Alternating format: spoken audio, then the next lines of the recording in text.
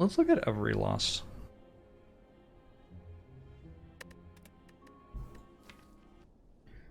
From the entire month. This will be fun.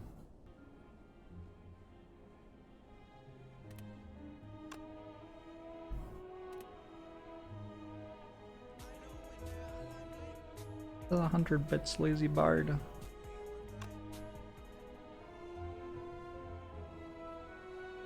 How does this deck lose? What?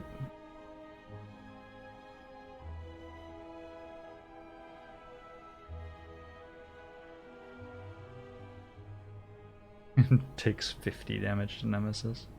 Oh, I remember this run actually.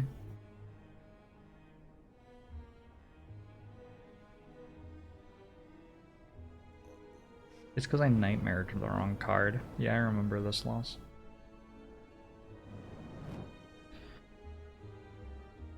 Gin Tonic, thanks for the 17 months. How am I feeling post-run? I'm feeling. I don't really know. My brain hasn't returned to being a normal brain yet.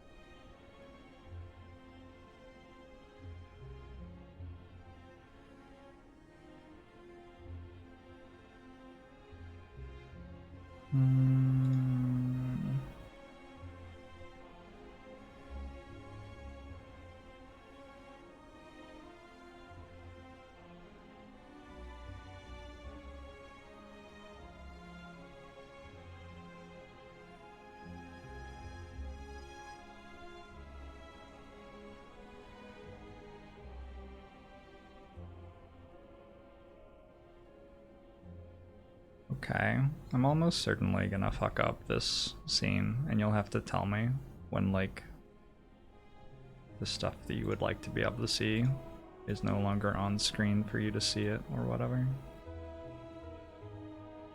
Wait, that doesn't even work. Hold on.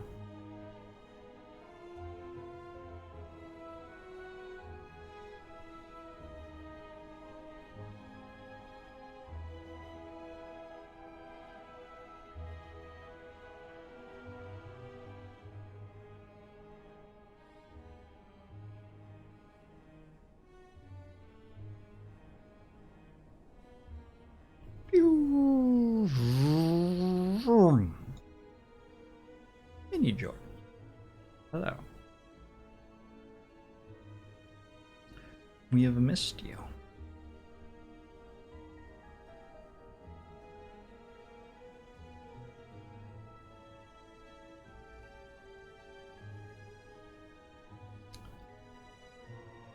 I describe my brain more as jello or pie. Pie. Definitely pie. Hey, Relish.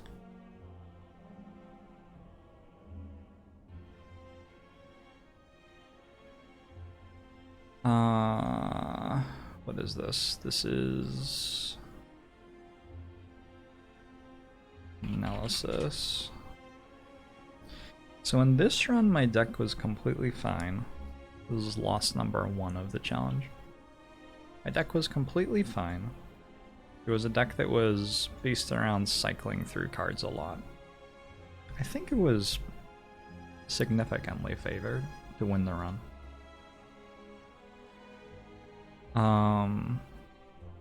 I mean, it's not like the strongest deck ever built or anything, but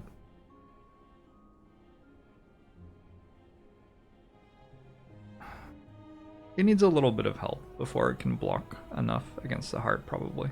I don't know what my potions were and stuff.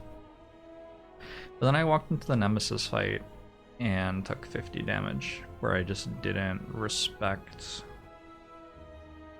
how bad the burns were for this deck.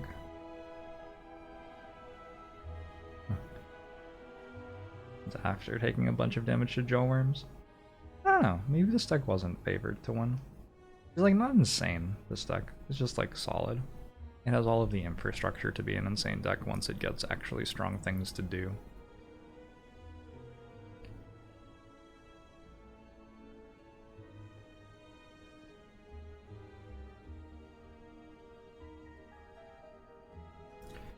But I would say generally that my analysis of this was somewhat strong deck, which I mispiloted against Nemesis.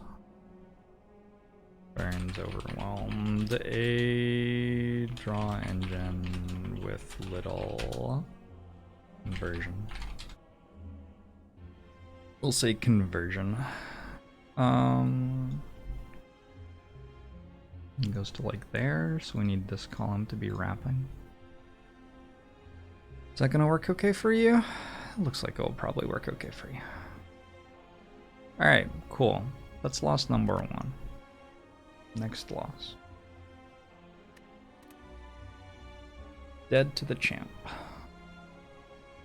This is a toxic egg start, which bottled a... I wonder what I bottled. I bought a toxic egg at 17 HP. I don't know if that's good.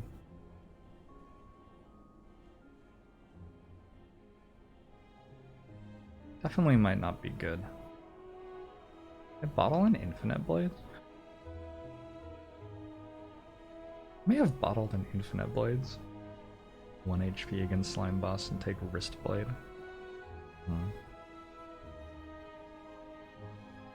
I'm pretty sure that this run was not meant to die to champ. I mean, I upgraded at the campfire before the champ fight. I'm pretty sure that I remember this loss as well, and my issue was that I didn't maximize my damage with one of the blade dances and terror before vulnerable got cleansed in the champ fight, and then I fell very nearly. Like, I fell just barely short of winning the fight. I even noted that it was a pun. This is another silent loss where I just played the fight wrong, basically.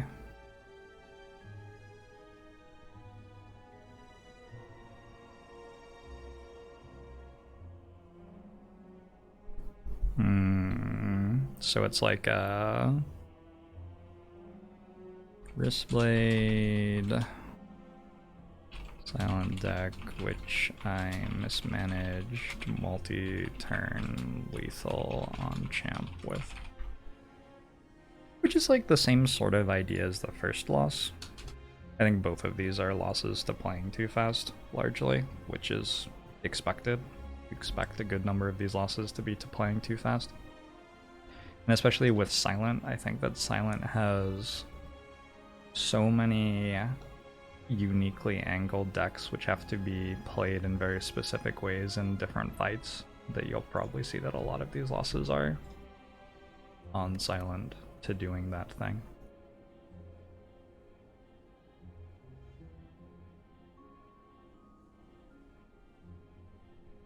The Watcher died to the heart with 2 Talk to the Hands and a Mental Fortress and a Rushdown.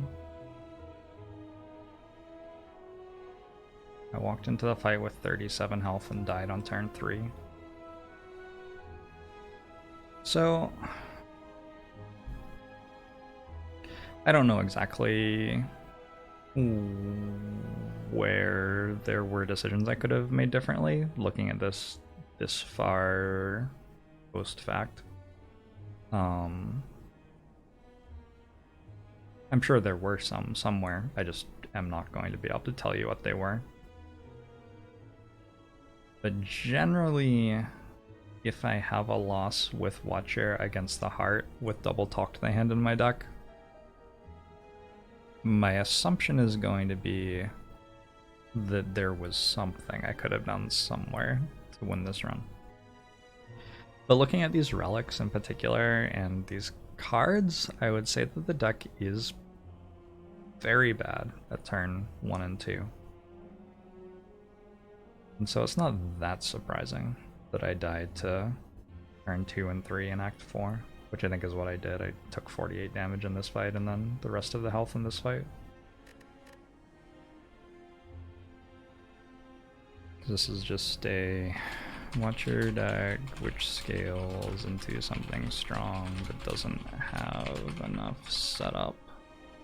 Maybe winnable with better play, can't say at this point.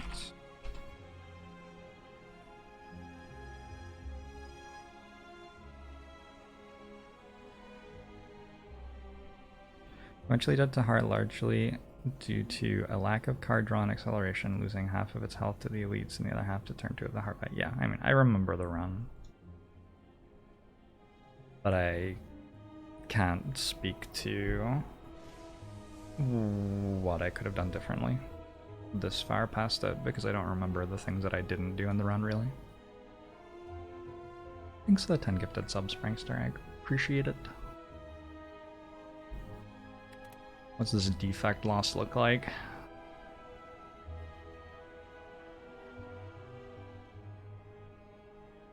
I got a buffer from the whale. It's upgraded on floor 3.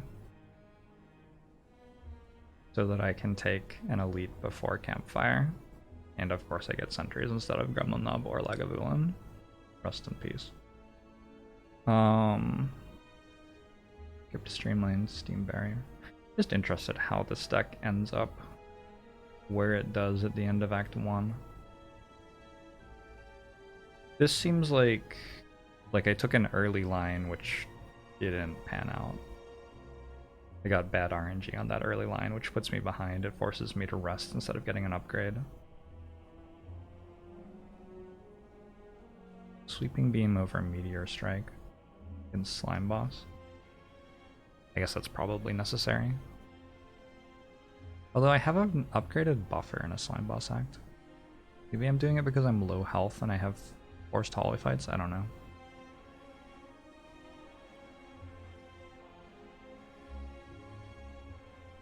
This is a decent floor.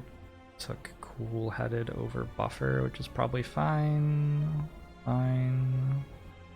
Took a recursion. What the fuck? What? I misclick? I mean to take darkness? I'm actually really confused by that. And upgraded it immediately.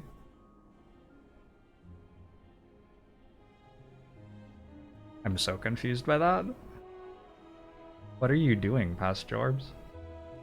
I have a hologram?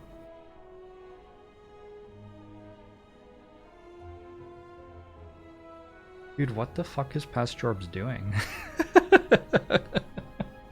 I took 0 damage against Slime Boss.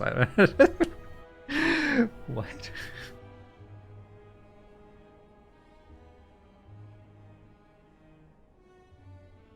A bit of a mystery.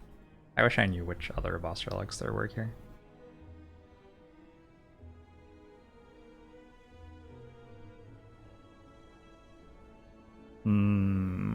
Yeah, I remember this. I just fucking died out of nowhere. That's actually 2 acts in a row where I took a floor 6 elite and got the worst one for my deck. I think Book of Stabbing is worse than the others with double buffer. Although Slavers is pretty bad too. Nah, I have Sunder. Sunder and Electrodynamics. Yeah, Book of Stabbing is definitely the worst one. So I'd say this is like... I would say this is a couple of dubious choices coupled with very punishing RNG.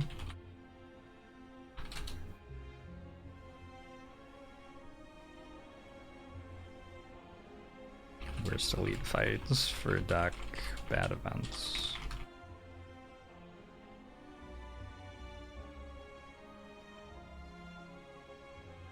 Etc. This is the sort of run where it makes perfect sense narratively that I lost, and also it makes perfect sense narratively why I made the decision that I did. It's just like the decision I did was very strong in a certain sequence of future events that was very likely to happen but didn't. And so because it didn't, I was weak and then I lost. Which just sort of makes sense. I don't know what was going on with the recursion though. I have no idea. Maybe I just decided I wanted to upgrade a recursion and see what happened. Hey Loveless, hey Serious VCX.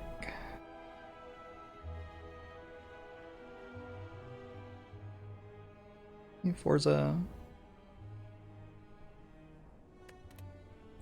Silent Dead to the Heart. This is a bullet time Snecko-Eye deck.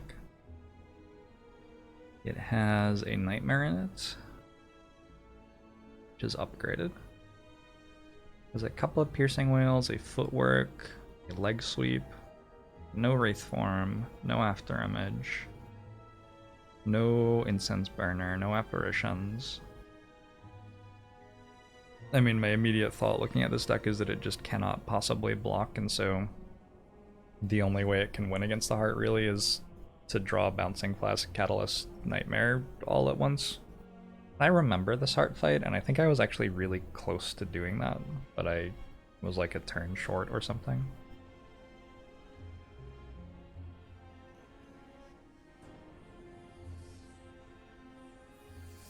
Just the Catalyst there. It's funny, I'm just taking 0 damage throughout the entirety of Act 3 with a deck that has almost no possible way of beating the heart. Sometimes it do be like that.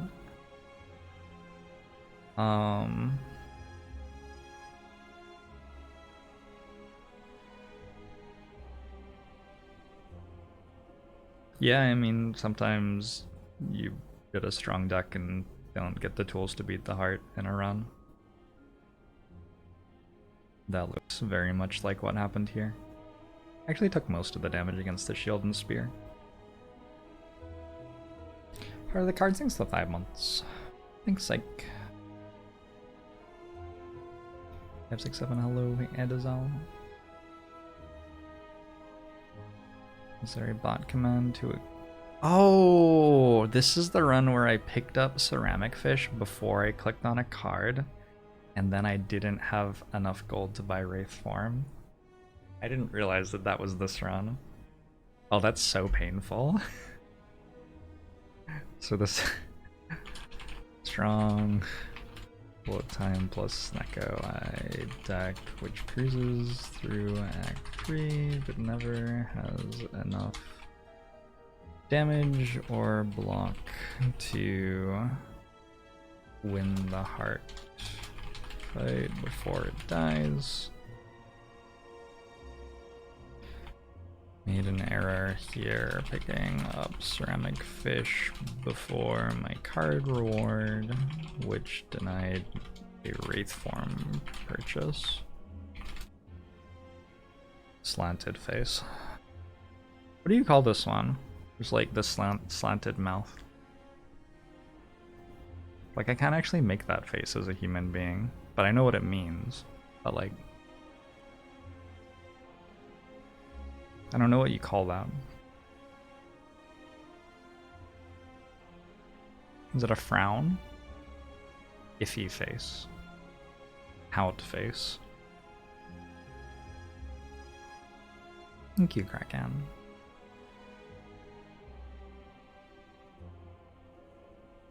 Alright. Then we lost, then we won a bunch of runs. And then I died on floor 6's Defect to Gremlin Knob.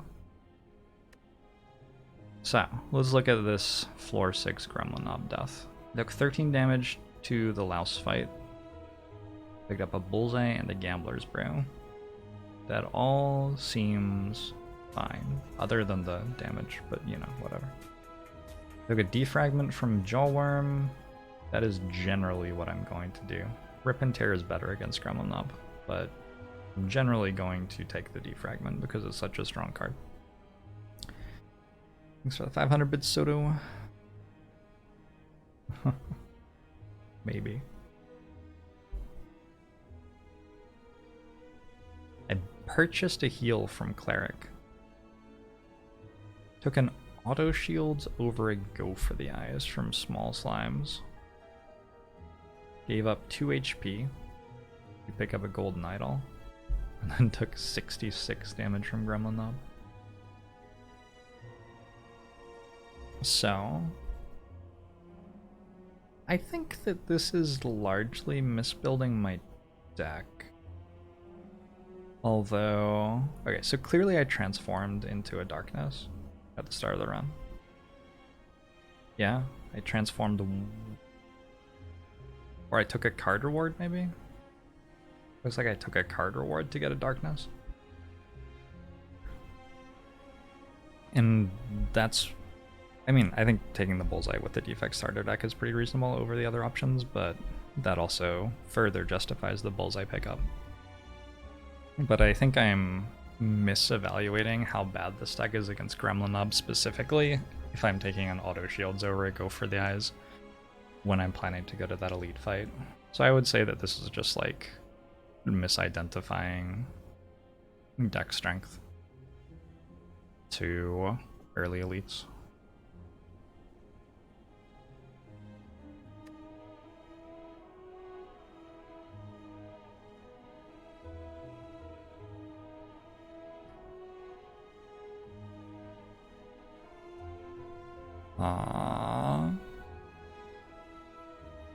This build deck for early elites. Go for the eyes. Needed to be picked over auto shields because of the deck's weakness against Gremlin Knob, which dealt 66 and killed it. Lol. The Act 1 strength column describes how strong the deck was at the end of Act 1.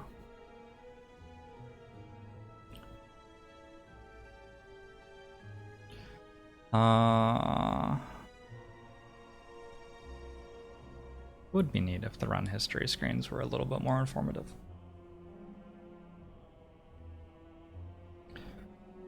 This is again like, that's a mistake that I understand and can identify and can avoid if I'm playing more slowly and more deliberately. I feel like, let's see, 1, 2, I don't know about this one. I don't know what was going on with the recursion, but the RNG was really bad. This run seemed like it was pretty reasonable to lose. But 1, 2, 3. At this point in the challenge, we are 27 runs in. I've won 22 of them, and 3 of my 5 losses, I think, were avoidable with better play. So one observation is, holy shit, I am running hotter than the sun. Because I don't think this game is actually quite that easy. Maybe it is though, maybe it is, I don't know.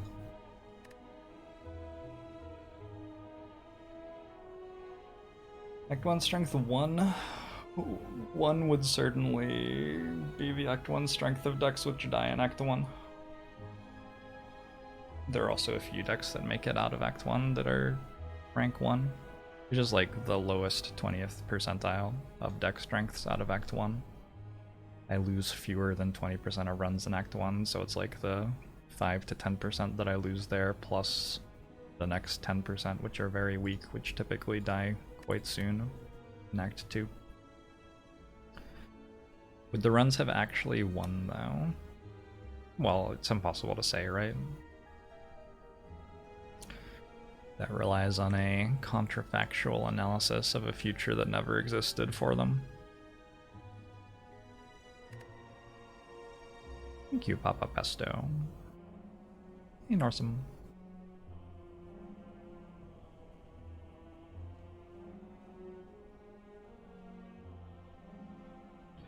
The Silent Dead on Floor 28 to Taskmaster. I remember this round. This round was fucking miserable. This run was so bad. So first off, I looked at my act and it was terrible. And if you look at the act I ended up taking, I took 0 elites. So when the act is terrible, the boss relic option or the whale bonus options are terrible. And like it looks like I'm just going to die to slime boss. I will sometimes boss relic swap on silent. I scored 420. Nice. And I relic swapped into a Snecko Eye, which can be really good, but also can be really bad, depending on what you are then offered in card rewards. You have to be offered some impactful cards that you are then going to benefit from drawing quickly and playing. And Blade Dance Dagger Throw isn't a terrible start, transforming into Concentrate. I wonder about this transform.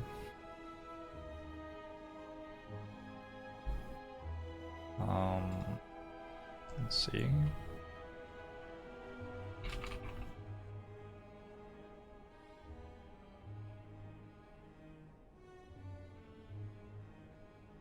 don't have plans currently for the future, and I'm not interested in thinking about or announcing any.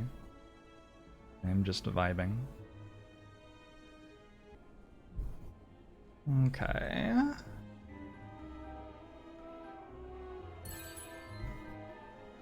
Revolution Kyle, thanks for the 10 months. So one thing I'm interested in here is I sort of like automatically transform a strike at that event these days, but if I'm actually going to think about what's going on, I don't know what the value of an early Act 1 transform with Snecko Eye is for Silent. Like, I've never actually looked at that. So let's make another column here.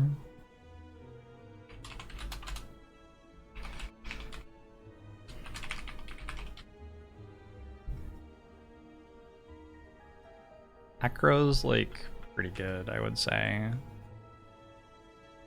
I guess I should have minuses. I'd say this is pretty good. Backflip, I would say, is like neutral, because I do have to deal damage at the moment. Bane is neutral, it's basically the same card. Blade Dance is better, but not a huge amount. Cloak and Dagger is a bit better, Dagger Spray is a bit better, Dagger Throw is a bit better. Maybe actually quite a lot better. Deadly Poison's a bit better. Deflect, I think, is worse. Maybe quite a bit worse. Dodge and Roll, I would say, is at this point in the run, it's like, I don't know. It's either a 0 or a 1. Flying Knees, probably significantly better. Outmaneuver is either a -1 or a 0, I'd say. Piercing Wails, significantly better.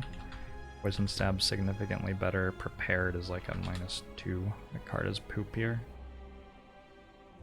Maybe a -3. Not a useful card at the moment. Quick Slash is a bit better. Slice is actually an identical card almost.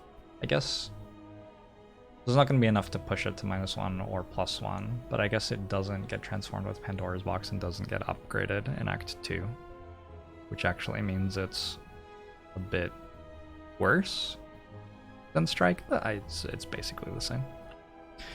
Hey, Bofer. And Mantle.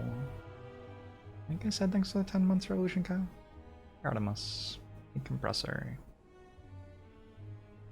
Sucker Punch is a bit better. Maybe a lot better. Somewhere between a bit better and a lot better. Okay, accuracy is worse right now. Although I already have a Blade Dance. So in this exact situation, it's better. Although I would say that on average, it's worse. A lot of attack significantly better. Backstab better, but maybe not quite significantly better. Or I'd say is a little bit better. Bouncing Flask is much better. That's one of your good hits. Calculated Gamble. Calculated Gamble's tricky to evaluate at the start of Act 1 for Silent with a Snecko Eye. I don't really know how good that is, to be totally honest. It depends how many sneaky strikes you get and how many eviscerates you get and how many... Actually, does eviscerate... You discard the cards before you draw it. I don't think it would actually interact positively with eviscerate. This is something I've literally never thought about before, so I don't know. I'm just gonna put a 0 in. It doesn't matter that much. I don't have to think all the way about it right now.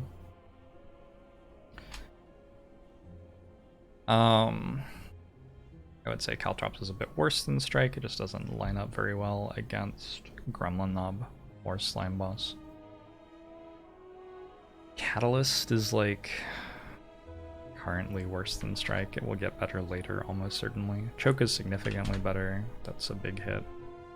Concentrate's also very hard to evaluate, but I would say it's slightly worse, but very hard to evaluate. Concentrate is a card that I think can get to a point where it's okay with Snecko, but probably not until you have some relics and stuff that are causing you to draw more cards per turn. That would be my guess. It's probably like a -2 right now. Yeah, I need to be more aggressive with my minuses. Although, like, it's hard for a card to be a lot worse than Strike is. Strike is not very good. Crippling Cloud's a 3, Dash is a 3. Distraction's probably a -1. I mean, I'm sort of guessing there. Endless Agony is actually actively bad.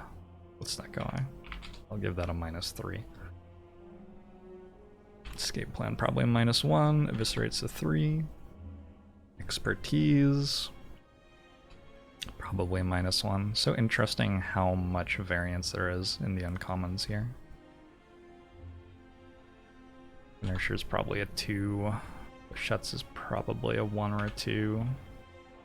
Yeah, it's either a 1 or a 2, 1.5.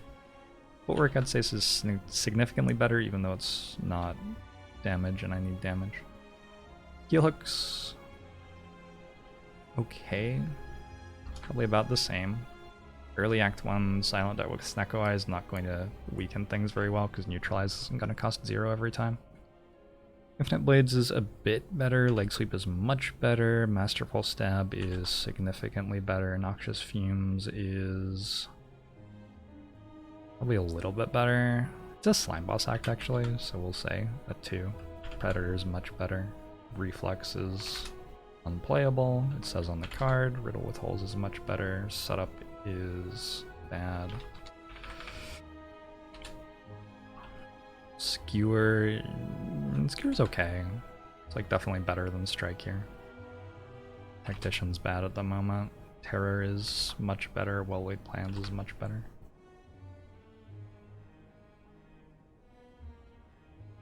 You think Escape Plan is really good? Free card and extra block if so. Do you know what we're doing? Sounds like you don't know what we're doing. 1000 Cuts is much better. Adrenaline's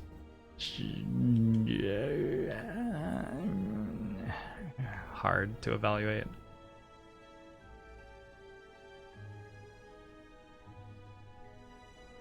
A big thing with these cards, which are sometimes very valuable to play, is whether you can afford to draw a handful of cards that are only valuable to play half the time. Say you draw a Dash, even if your Dash costs 3, there's a decent chance in Act 1 that it's really good to play it anyway. But if you draw an Adrenaline and it costs 3, that card is garbage. So yeah, it's really hard to evaluate too. Give it like I'll give it a 0. After Image is maybe a little bit better. I'll give it a 0. It interacts with like relics and potions and other things later on in the run. Makes it a lot better later, but not that much better right now. Alchemize is a bit better. Visky, Apple Man. Bullet Time's the absolute nuts. Burst is powerful enough that I don't want to give it a negative number, but it's definitely worse than Strike right now. Corpse Explosion, I should give it a negative number then, because that's what I'm doing, is saying whether it's worse than Strike right now. Corpse Explosion's much better, Die is quite a bit better, Doppelgangers, I'd say a little bit better. Works nicely with Snecko Eye, and Venom is a little bit better. I have a Blade Dance. Last Knife is much better, Grand Finale is significantly worse unless I have exactly 14 cards. Start with 13, 14, 15, but one's a dagger throw, 16. I actually play Grand Finale half the time with this current deck. I think it's still significantly worse though. Malaise is a little bit better. Nightmare is God mode. Phantasmal Killer is, I'm gonna say 0. I don't know. Depends on if I ever get a good attack. Stormer Steel's okay here. Rules of the Trade I'm gonna say is okay. Unload is quite a bit better. Wraith Form is much better.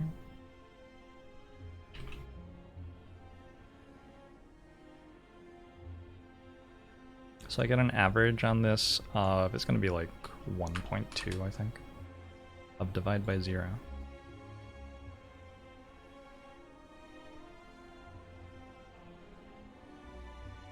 Why? Because these aren't numbers.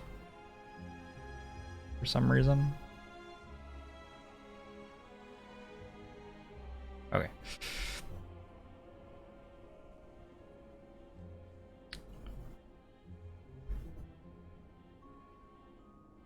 Okay, 0.92. I overestimated it a little bit. So that's like okay. I guess that implies that transforms better than just remove. And also better than upgrade. Though I could upgrade Dagger Throw. Nice thing about upgrading Dagger Throw is that there isn't any variance in the thing that you get. You get the same thing every time.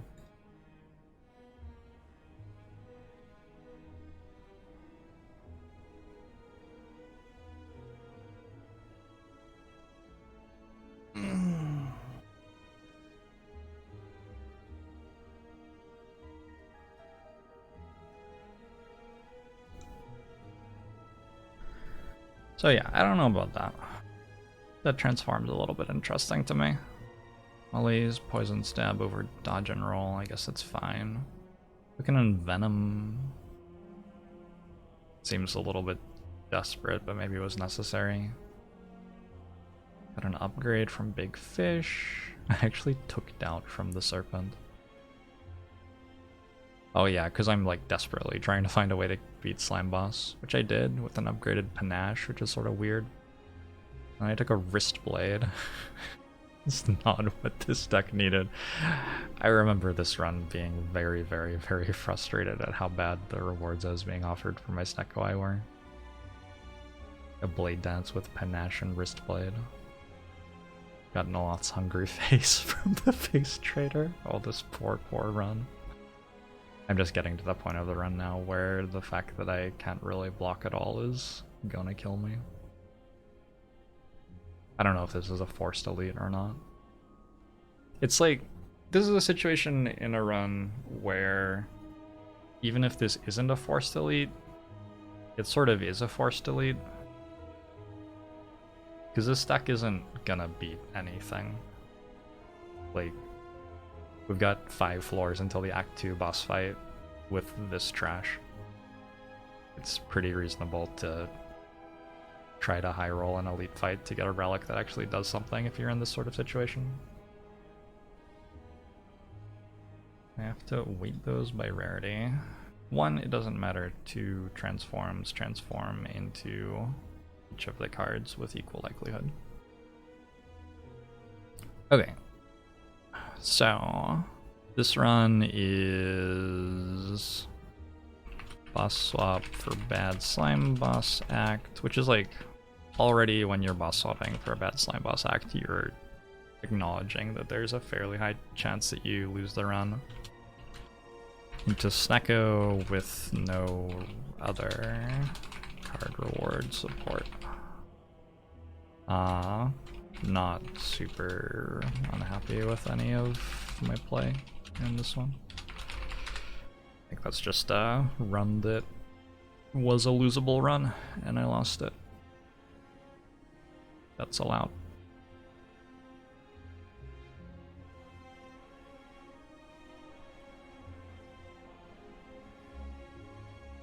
Okay, Watcher. Head to Donu Deca.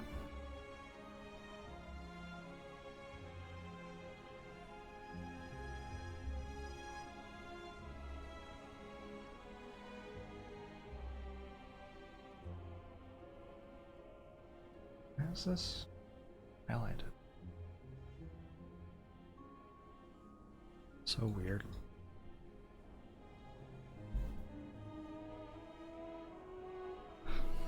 How does Watcher die to Donu Deca exactly? Probably on turn 2 of the fight. Is that right?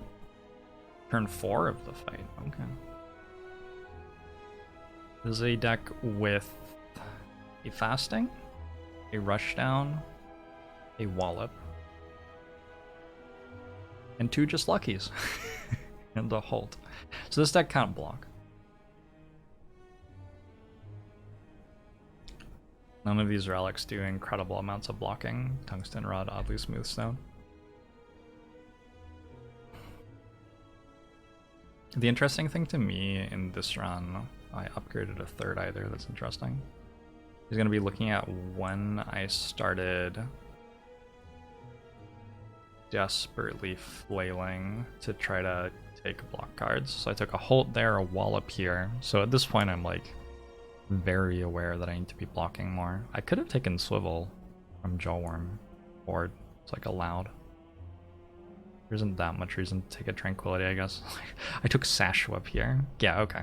So in the second half of Act 3, I'm very clearly like, okay, time to take every block card that I see. I took Third Eye from Nemesis, so yep, I'm doing this thing. I took Just Lucky from Giant Head, which is the most block on a card there. Inner Peace Plus over Study Plus is, yeah, probably correct. Go Finesse from Sensory Stone.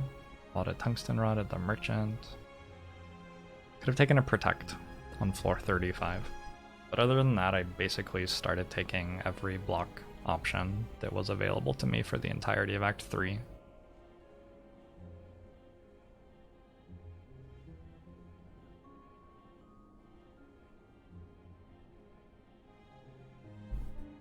What's going on here? Volt. Took an Empty Fist over Deceive Reality once upon a time, many, many moons ago.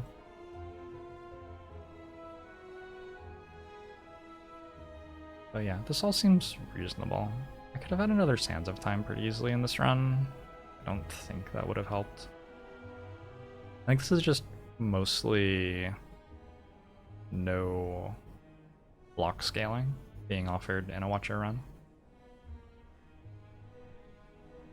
And not enough defensive relics to cover for it.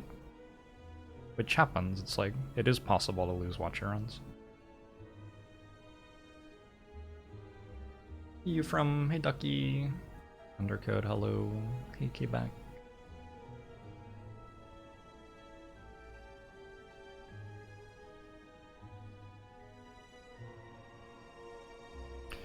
So this is mostly Watcher deck that didn't get offered good enough block scaling. Pretty happy with my attempts to find another solution, but it didn't show up. I'm not upset to have lost that run. That seemed like a losable run again. Now, like, obviously it's going to be possible to look back at this stuff, and like if I went into the VOD and actually watched my gameplay, I'm sure there are all sorts of situations where it's like, oh, I lost 3 health there, I could have done this slightly differently, stuff like that. But from like a zoomed out perspective, I took fucking 4 elites in Act 1. I went to 1 campfire where I upgraded. Then I took 3 elites in Act 2 without a campfire at all. Like, all I'm doing here is getting stronger, looking at card rewards, getting relics. It's not like, from a macro perspective, this run is showing me a strategy that is unnecessarily leaving value on the table. It looks like if you are going to try to play a Watcher run and find block scaling, this is a pretty reasonable way to approach that. Thanks for the 8 months creates by default. Philip.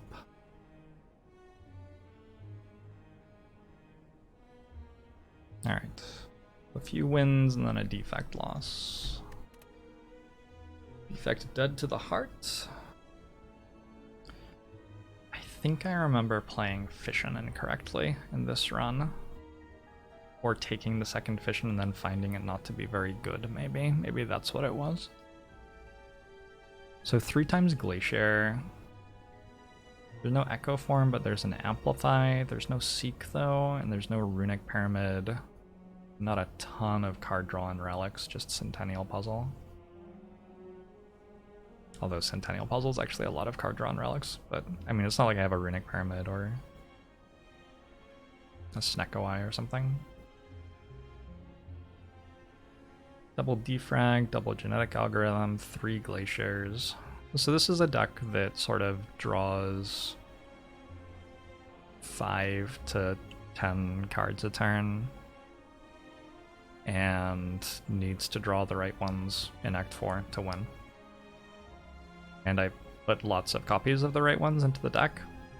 There are 3 glaciers, there are 2 genetic algorithms. We have the capacitor and the double defrag and the amplify. I think the way this actually lost though is I didn't draw the scaling powers alongside the amplify, and then I just played them alone and just died because I didn't have enough. Like, I think if I look at this, I think I died on like turn 10. Yeah, turn 9. So this is a situation where I actually did draw the stuff on turn 2 and 3. I think there's a decent chance that if I went and rewatched this boss fight, I would find that I played it wrong. And the reason is that I was acutely aware that the deck didn't draw that many cards and needed to draw the right things at the right times to survive the start of the heart fight. And then because of that, I wasn't aware enough of the deck not actually scaling to be strong enough to survive the heart fight if I didn't hit amplify on at least one of the scaling powers. I also think on turn 9 I didn't draw the good cards. I have a heat sinks. I didn't even see that.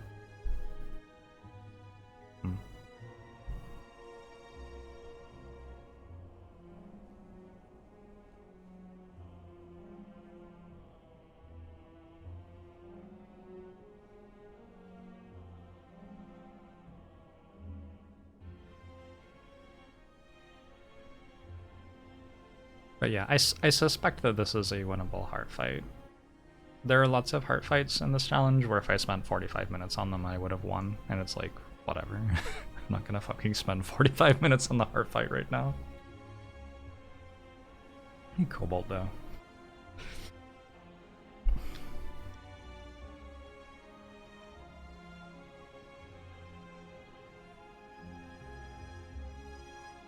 So, for defect, we're gonna say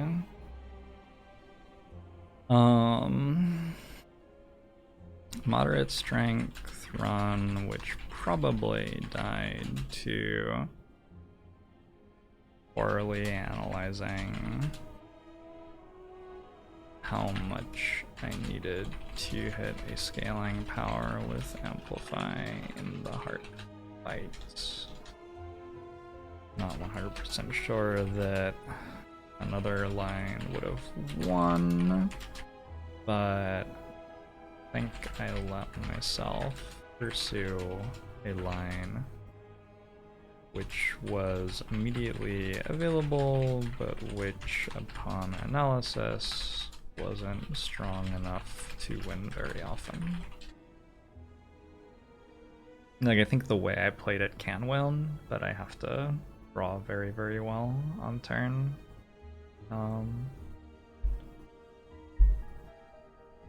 8 and 9. And maybe also 11 in order to win there. I wish it said how much health the heart had left.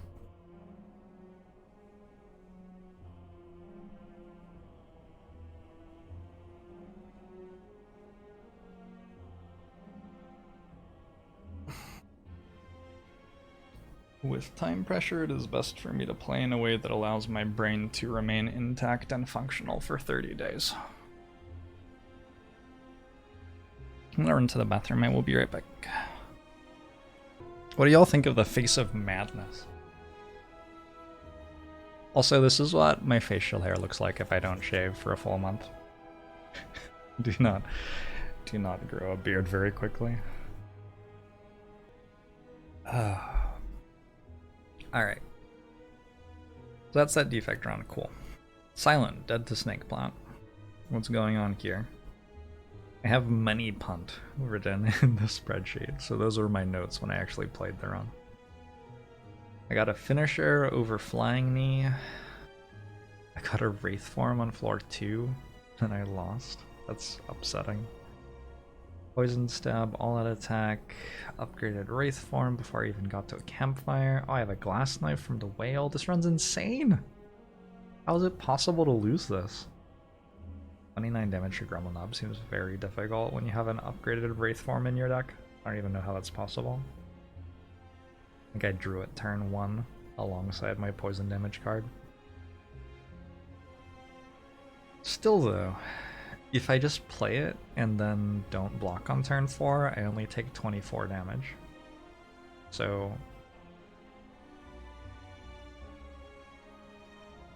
what the fuck is going on? Okay, so that's probably punt number 1, is just taking extra damage against Gremlin Knob.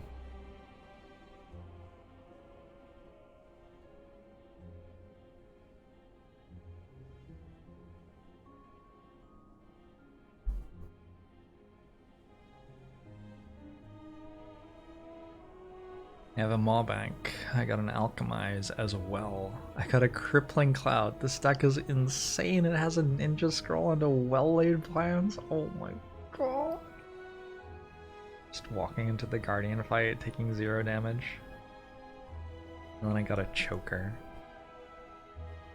So from here, I believe the simple way to describe why I lose the run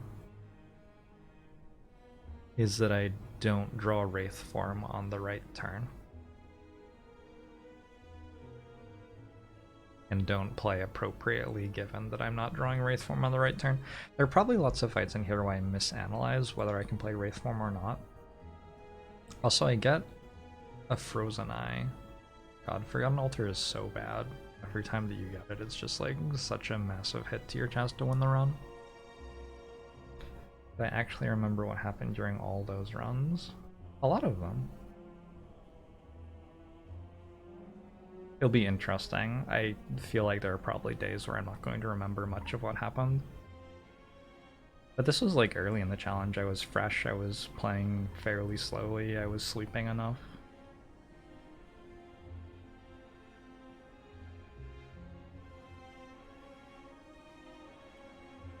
I have 27 health here and I have to go through 3 hallway fights. I take 0 from Centurion and Mystic. 15 here. Why would I take a Phantasmal Killer? What? Dead to Snake Plot. Taking Phantasmal Killer there is very confusing to me. I guess I identified that I wasn't quite killing fast enough to play Wraith form. There were no Piercing Wails offered, there were no footworks offered, there was no leg sweep. So it's not like unreasonable to be taking 15 damage against Snake Plant by any stretch of the imagination. I actually think this run might be lost to Forgotten Altar. If you're actually going to like observe one thing in the run that most killed it. Could have rested here. I don't know if there were different paths available here as well. But that Forgotten Altar.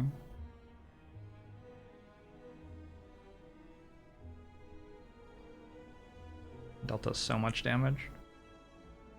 Dealt us more damage than any of the fights in the act. Only by 1.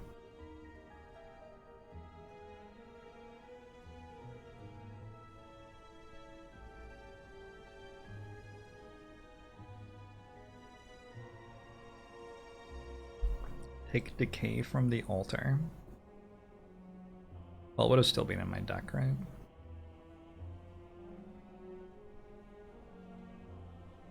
Until here. I'll probably take... So I took 16 from it. If I rest there, I get 2 of the health back. So if I rest here, I take 14 net. So taking Decay and removing it here is...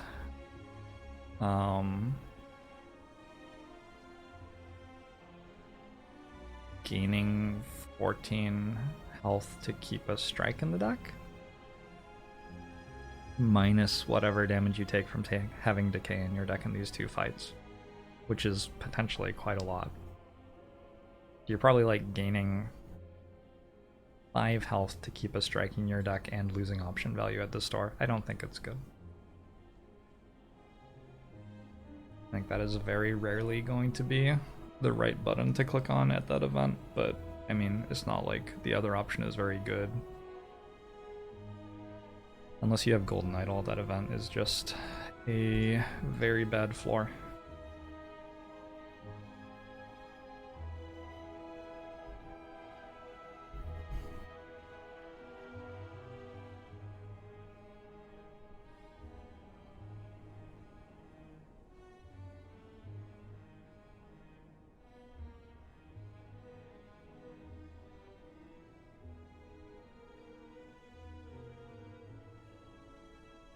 I don't know if I'm going to be able to make this large enough to be easily read while having the spreadsheet on screen for everybody, but that's a bit better, right?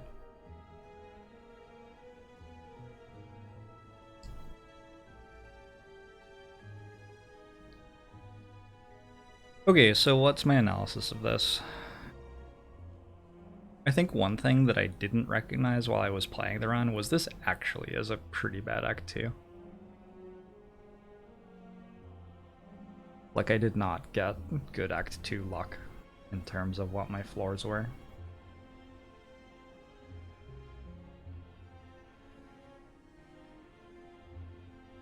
It was like strong Act 1 into Choker, Boss Relic, best option. I still think that was best option. I don't think I lost because of Choker. Into very tough Act 2 coupled with poor draws and poor play in never-ending hallway fights.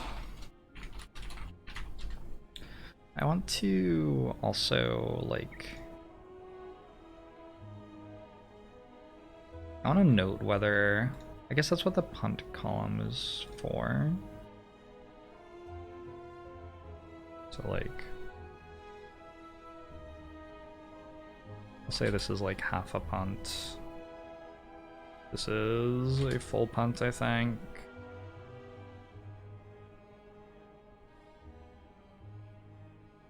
Donst? That's not a word. Okay. I don't trust these numbers, though. I don't like that. What's the better way to do it? I don't know what the better way to do it is. Maybe we could just count. It's like 1, 2,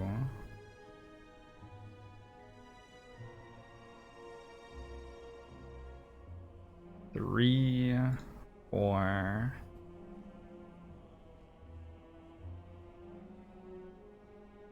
4.5.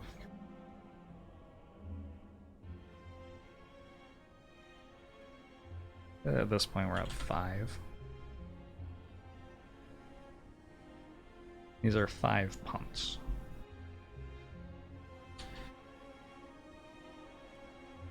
Unforced errors. Should I call it unforced error?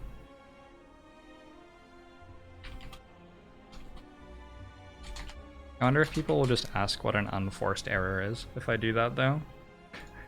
I don't know what the solution is. Okay, defect loss. Run 43. Run 43 of the challenge was the first time I lost 2 in a row. That's pretty obscene.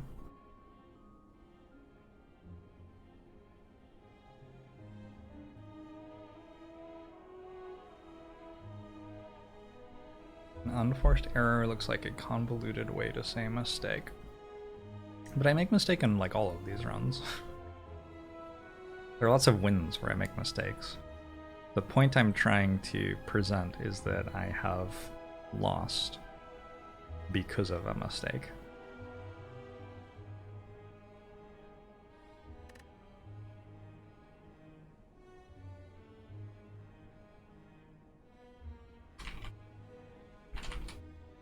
Dead to mistake. Misplay death.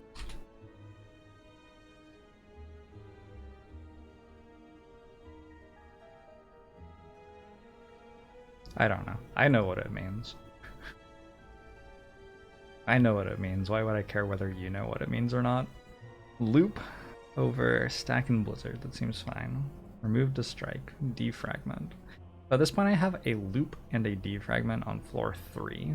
Often in a defect run like this, you're going to take a lot of damage in hallway fights and elite fights, and often you'll die like halfway through Act 2 in my experience. Leap helps a lot with that problem.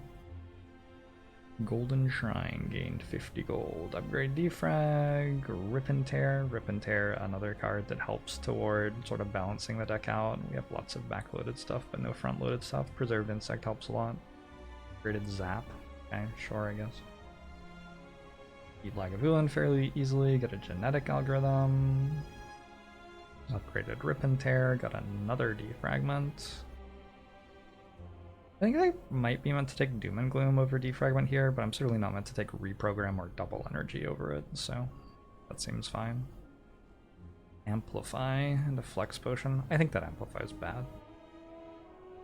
Rested. Wait. Maybe I needed the Amplify to beat Guardian, actually. Maybe that's why I'm taking it. Because I don't have a Frost Orb yet. Ah. Okay, yeah, that's actually fine then.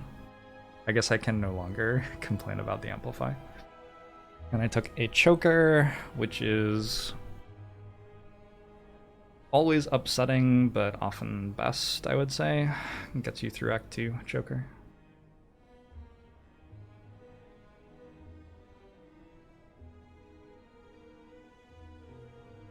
That's not what I'm trying to say though, Athalosis. I'm trying to say that like maybe it was a difficult problem, but if I had spent the time to solve it correctly, I would have won. Because Slay the Spire is different from chess insofar as if you lose at chess, there was presumably a mistake that you made somewhere along the way that caused you to lose. Whereas in Slay the Spire, if you lose at Slay the Spire, sometimes you just were meant to lose that run. Just wasn't anything to do about it. I consider pathing, of course. So my deck takes 38 damage from 3 birds on floor 1 of Act 2. So I would say that that is... that is abnormally unlucky. What's the fight pool at the start of Act 2? Like I probably know, but it'll be easier to just look at this. Free, miserable, miserable, miserable.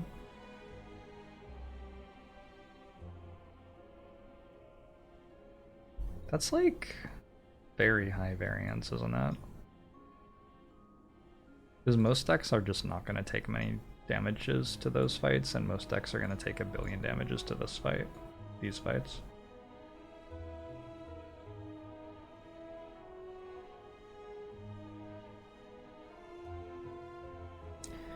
5/4, what's encounter weight? Just like if an encounter has 3 times as much weight, it's 3 times as likely.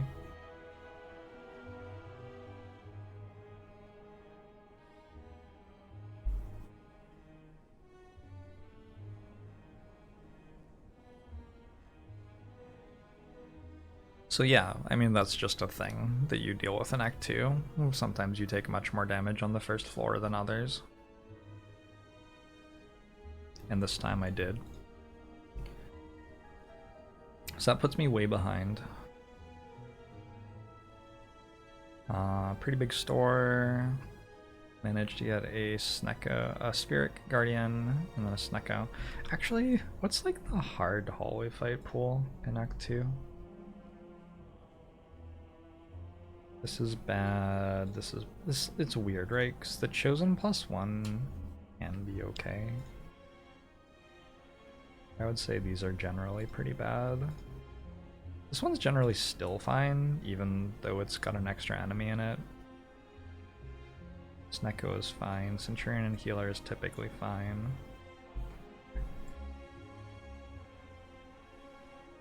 Snake Plant is like probably danger level orange, and then God, I can't remember which colors I'm using. Shell Parasite and Fungi is the really bad one. Ah! Problem is that my dark mode isn't changing the color on this color palette, it's only changing color in this cell, so it doesn't actually match. 3 cultists is usually going to be easy, unless your deck sucks. The thing is that 3 cultists is like a very easy version of the slavers fight, which means that you accidentally solve that problem for yourself by just building a deck that can beat Act 2 elites. Snecko is a very easy version of the Book of Stabbing fight, so you just accidentally build a deck that beats Snecko. But Shelled Parasite and Fungi is not a fight that resembles any of the Act 2 elite fights, really, and it's a difficult fight. So that fight will beat your head in, and it will reasonably beat your head in. If you're building a deck to survive Act 2, it doesn't make that much sense to be dedicating a lot of resources to doing well in that fight, because it's... what's the sum of these? 12, 22, 24, 29. So it's 3 out of 29 is roughly 1 in 10. Roughly 1 in 10 of your hard Act 2 hallway fights are going to have a Shelled Parasite in them.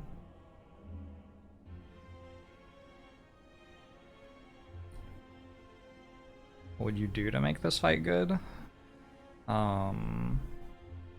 Leg sweep is very good in this fight, just sort of accidentally.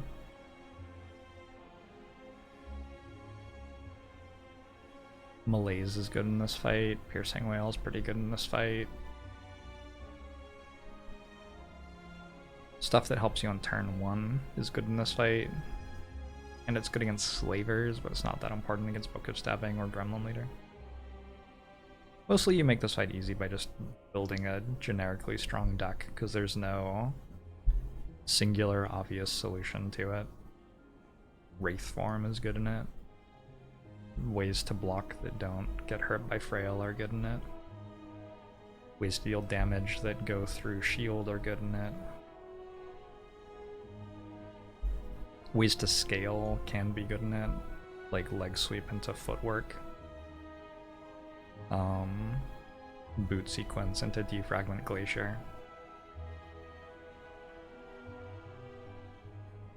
So there are lots of ways to have a deck that's good at this fight. It's just, you may accidentally build a deck that's good at this fight, but you'll do it accidentally, because it's just not a large enough part of the enemy pool for you to be prioritizing it. It wouldn't make any sense.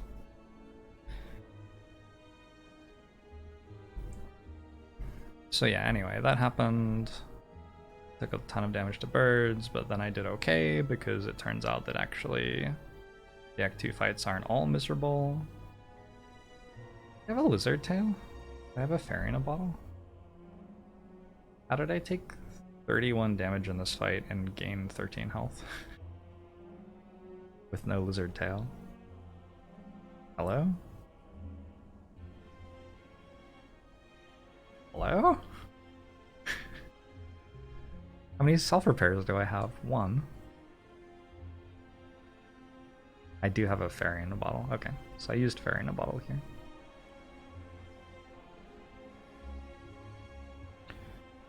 Got a Doom and Gloom, which is nice to have. We rest.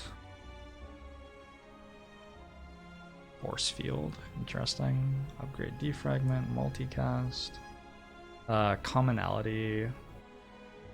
You're going to see a lot of the runs where I die in Act 3 or late in Act 2 be runs where I just don't get any elite fights in Act 2. Because I'm just not able to, and when you don't get elite fights, your deck doesn't get strong as fast, and then you're not as strong, so you die.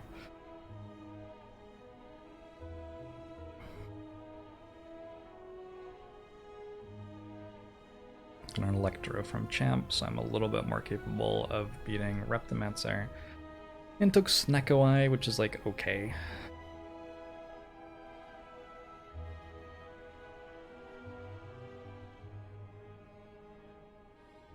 Choker makes Snecko Eye a bit worse. I'm going to assume that there weren't other good options, right? Then I take 23 damage from Orb Walker immediately, which is like pretty ridiculous. Deck doesn't have glaciers, right?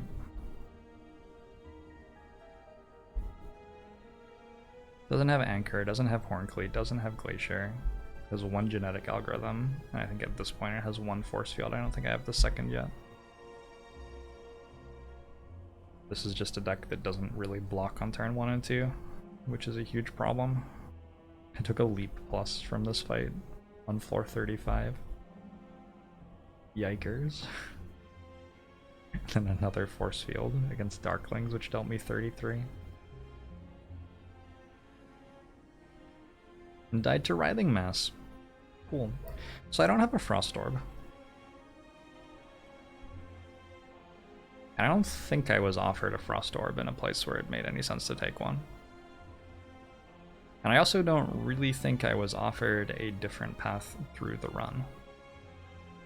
So this seems like a loss that's reasonable to lose. This doesn't strike me as being like, oh yeah, I clearly played terribly here. This is just poor luck.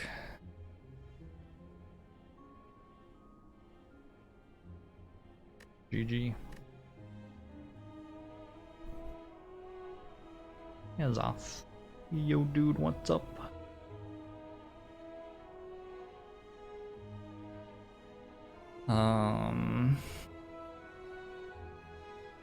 Offered the focus cards, but not the Frost Orbs. Like never gets help with turn 1 or 2 and gets massively behind at the start of Act 2. Never to recover.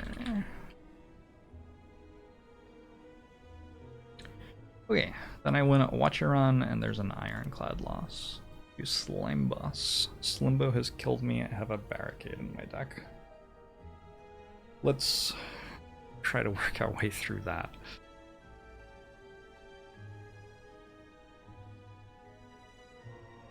A first observation about this Act 1 is that my relics are not very good at killing Slime Boss. A second observation, my cards are not very good at killing Slime Boss. Unclear why I wouldn't die in this Act. Thunderclap seems fine. Scrapoo's fine. Uppercut Feel No Pain at the Merchant without seeing the rest of the store, that seems okay. Jawworm dealt me 19, rude. Taking a Twin Strike and a Strength Potion. I suspect that with this start in like a Guardian Act, I might not have taken the Twin Strike, but it's a Slime Boss Act. And especially coupled with a Strength Potion and an Uppercut for extra vulnerable, it's like a pretty reasonable place to be. Double Strike upgrades, fine floor. I took Barricade over Cleave. What the fuck? Okay, I picked up a Sneck Oil at the same time.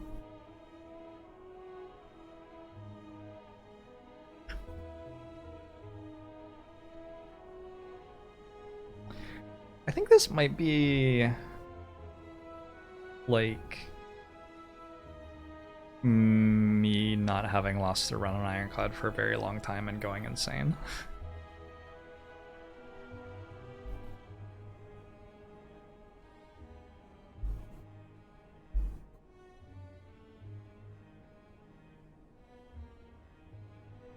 Sounds comfy as off. Crescent method. So there are... The concept of tilt is usually recognized as like you get unlucky and then you get frustrated and you start making bad decisions because of your frustration, right? But you can tilt the other direction too, actually. If you get lucky, it can have a less negative but equally untrue effect on your relationship with reality. And you can start making mistakes where you just expect everything's going to be fine all the time. And I feel like taking this Barricade in a Slime Boss Act is one of those. Singing Bolt, True Red over Metallicize seems fine. Blue Candle, Woof. Did take a cleave here. So I am like aware that I need to beat Slime Boss. Gremlin Hub dealt me 43 damage. That's not normal. I think I meant to take Headbutt.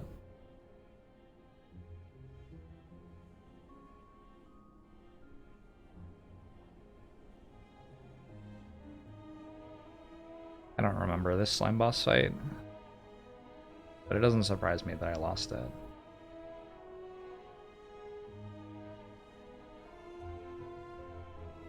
It's a pretty bad act. Like, even if I didn't take the barricade, this is a very bad act. The relics are complete garbage. The card rewards don't have any scaling. I mean, I took the scaling that they have. I took the barricade. I'd have taken Rupture or Exhume, but none of those do anything.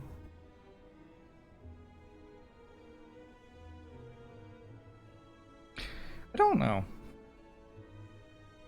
The alternative is that taking Barricade there is actually reasonable, and it was just an absolute ass act. Like, I take Barricade before this chest. So I got 3 relics after that, and I still had half of an act to improve for Slime Boss. And I just didn't improve in the second half of the act. I was offered another rare. It was, Exhume. Wait, where is it?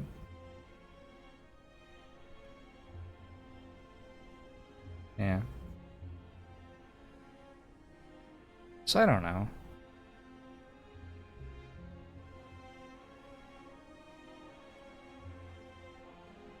Like getting hot in basketball. Yes, like that sort of idea.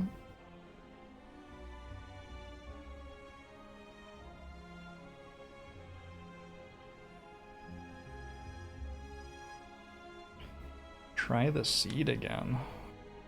I don't really need to. Like, that would just take 10 or 15 minutes of my life that I can simulate in my head.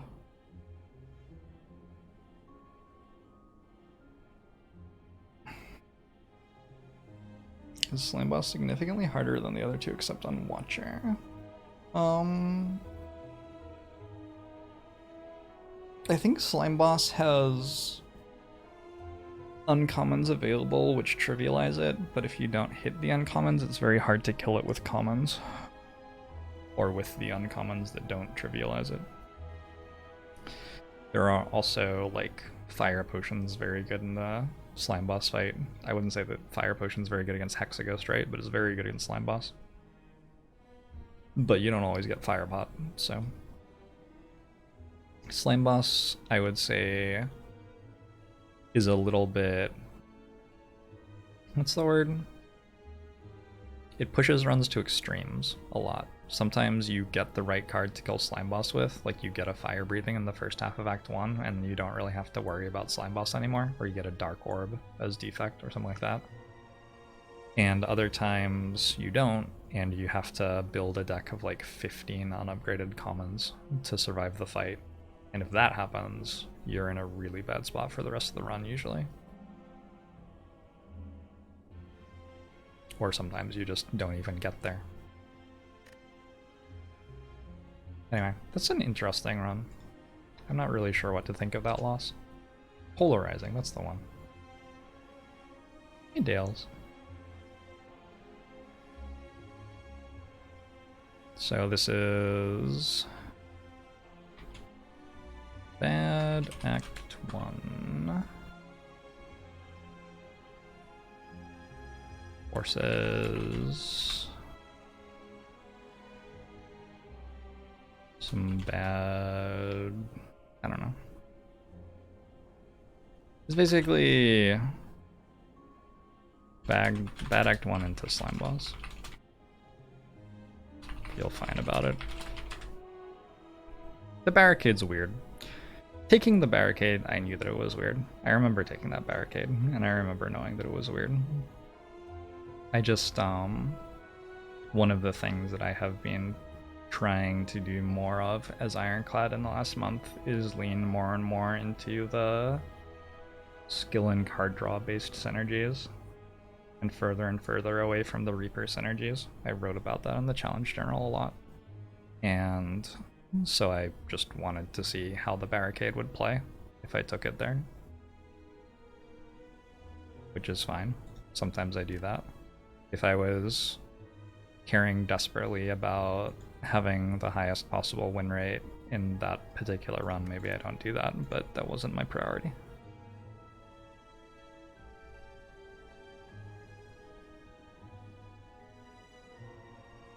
Pretending like I haven't always loved corruption. I mean, I wrote this all in the challenge journal if you want my extended thoughts, but it's really hard to get corruption, Dark Embrace, and Feel No Pain, and Juggernaut. So you need to, and also not die to Act 2 elites while you're picking all of those cards. So it's not so simple as, yeah, I like corruption and tend to click on it if it's offered, when I'm talking about making general decisions in Act 1 that are made with respect to the idea that I'm very likely to win based on Dark Embrace instead of Reaper. My first card discussion of corruption, I said always skip bad card. Did I really? Seriously?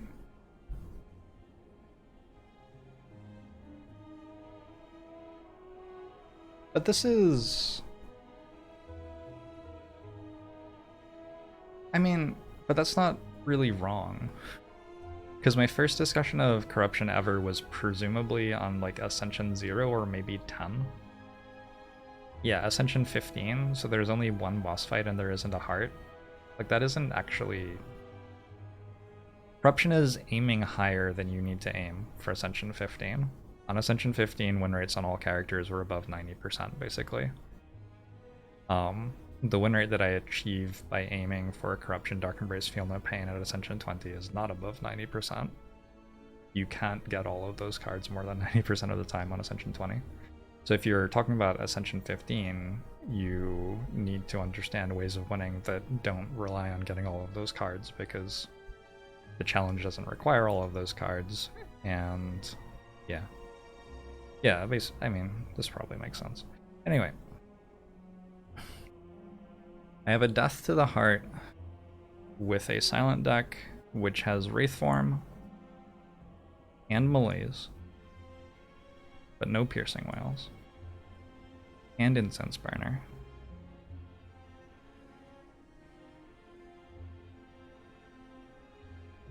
But I mean, it's pretty easy to see why this deck would lose. It has 3 Apparitions too. Ooh, that makes it harder to understand. Because I have 8 turns of Intangible with a Snecko Skull and a Caltrops Plus. How did I lose? Did I die on turn 2? Yes. Yes, I did. Okay. I mean, that's fine. That's possible, right? It's not very likely, but it's possible for that to happen.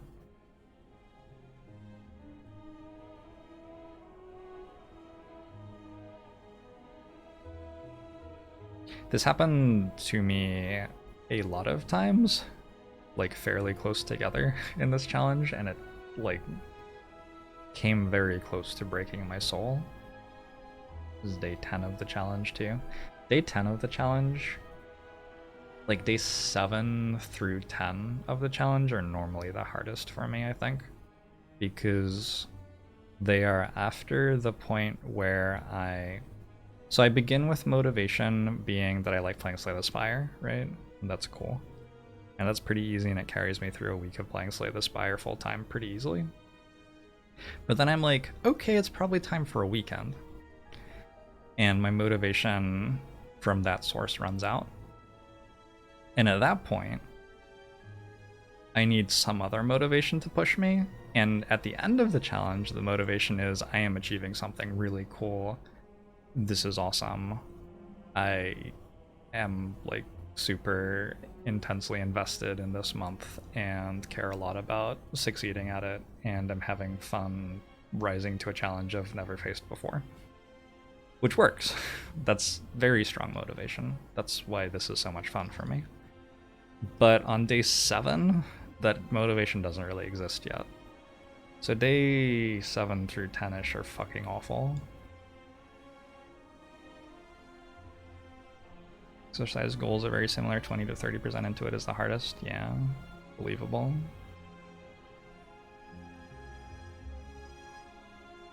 So like the only things you can really say about a run like this are like, did I miss a Gambler's Brew or an intangible pot that I should have picked up? I actually got one from the Shield and Spear and still died, which is nuts. Did I miss a well-laid plans that could have maybe helped? But I mean, how does it even help? Why am I taking Phantasmal Killers? Do I need those for some reason?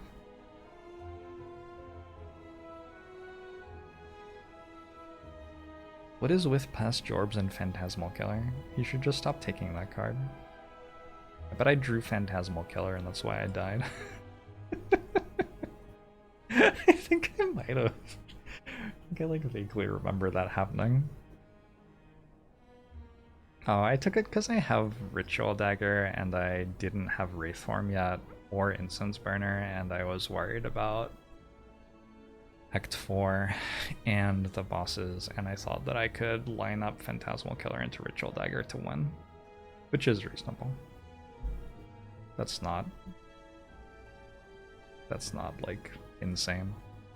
I took a tiny chest and then immediately got Cursed Key and then immediately got Omamori, which is hilarious to me. That's very funny. Game has a sense of humor sometimes.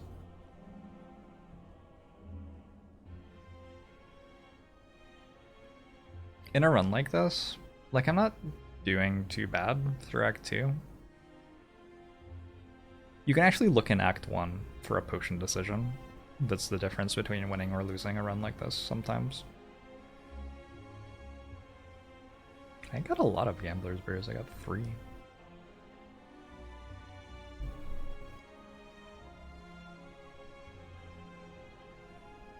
I don't have any interest in replaying an old seed.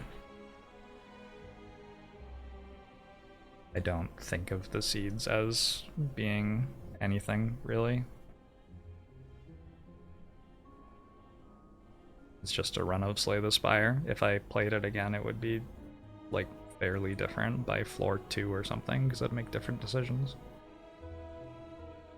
Or maybe I would make the same decisions and lose again, but that's like, that doesn't imply that I'm playing the game wrong, because my ability to play the game is meant to be with regard to a randomly seeded run on one of the 4 characters, not with regard to seed 23WGDQF18XMM1 on Silent. Like, nobody gives a fuck whether you can beat that seed with Silent or not. That's not that's not what getting good at Slay the Spire is about. Hey, All Manly. Hey, James.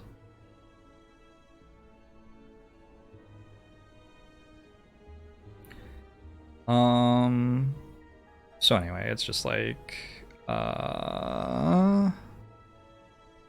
strong deck with intangible based defense, which draws poorly in heart fight and dies on turn 3. And that happens. And that is the motivation for not taking Phantasmal Killer in Act 3, is that putting a dead card in your deck for the heart fight can kill you sometimes. The fewer, like, middling value-ish cards that you put in your deck over the course of a run, the less you're going to die on turn 3 against the heart. But the more you're going to die earlier on in the run. And calibrating exactly what the right amount is really hard. And it's also like, it isn't consistent. Like, if I was playing a 6-hour-long run versus a 1-hour-long run, the answer would be different. Because It somewhat depends on how well and accurately I'm going to be playing fights and how well and accurately I'm going to be building my deck. If I'm playing a 1 hour long run, I don't take 5 minutes to think about how my deck references against every fight that's upcoming and recognize that I don't have to take an unupgraded flame barrier on Ironclad, for example. But if I'm playing a 1 hour run, I don't spend that time. Did I say that already? If I was playing a 6 hour run, I might spend that time, but if I'm playing a 1 hour run, I don't. And so this is like, whatever. This is just one of those things.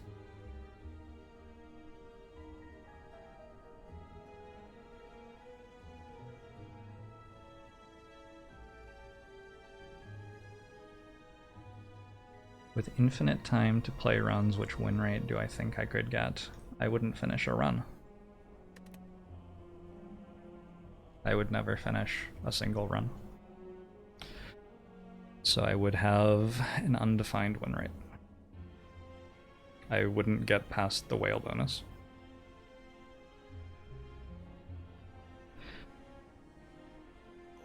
Hulking Cole, thanks for the year. Appreciate it.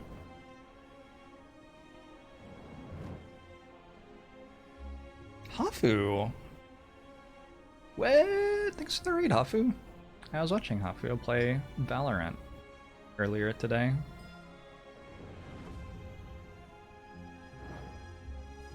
We're vibing at the moment. It's a vibes day.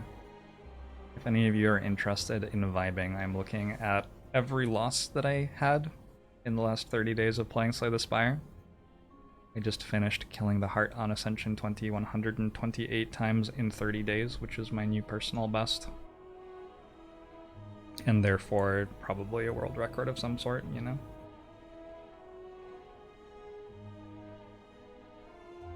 Yeah, and we're just looking at every single loss, and I'm getting more and more frustrated. No, it's fine. It's very, like, all the negativity at once, though, to look at every loss at the same time. Hafu streams at twitch.tv/itshafu and is awesome. Plays all sorts of different games. Recommend checking out her channel.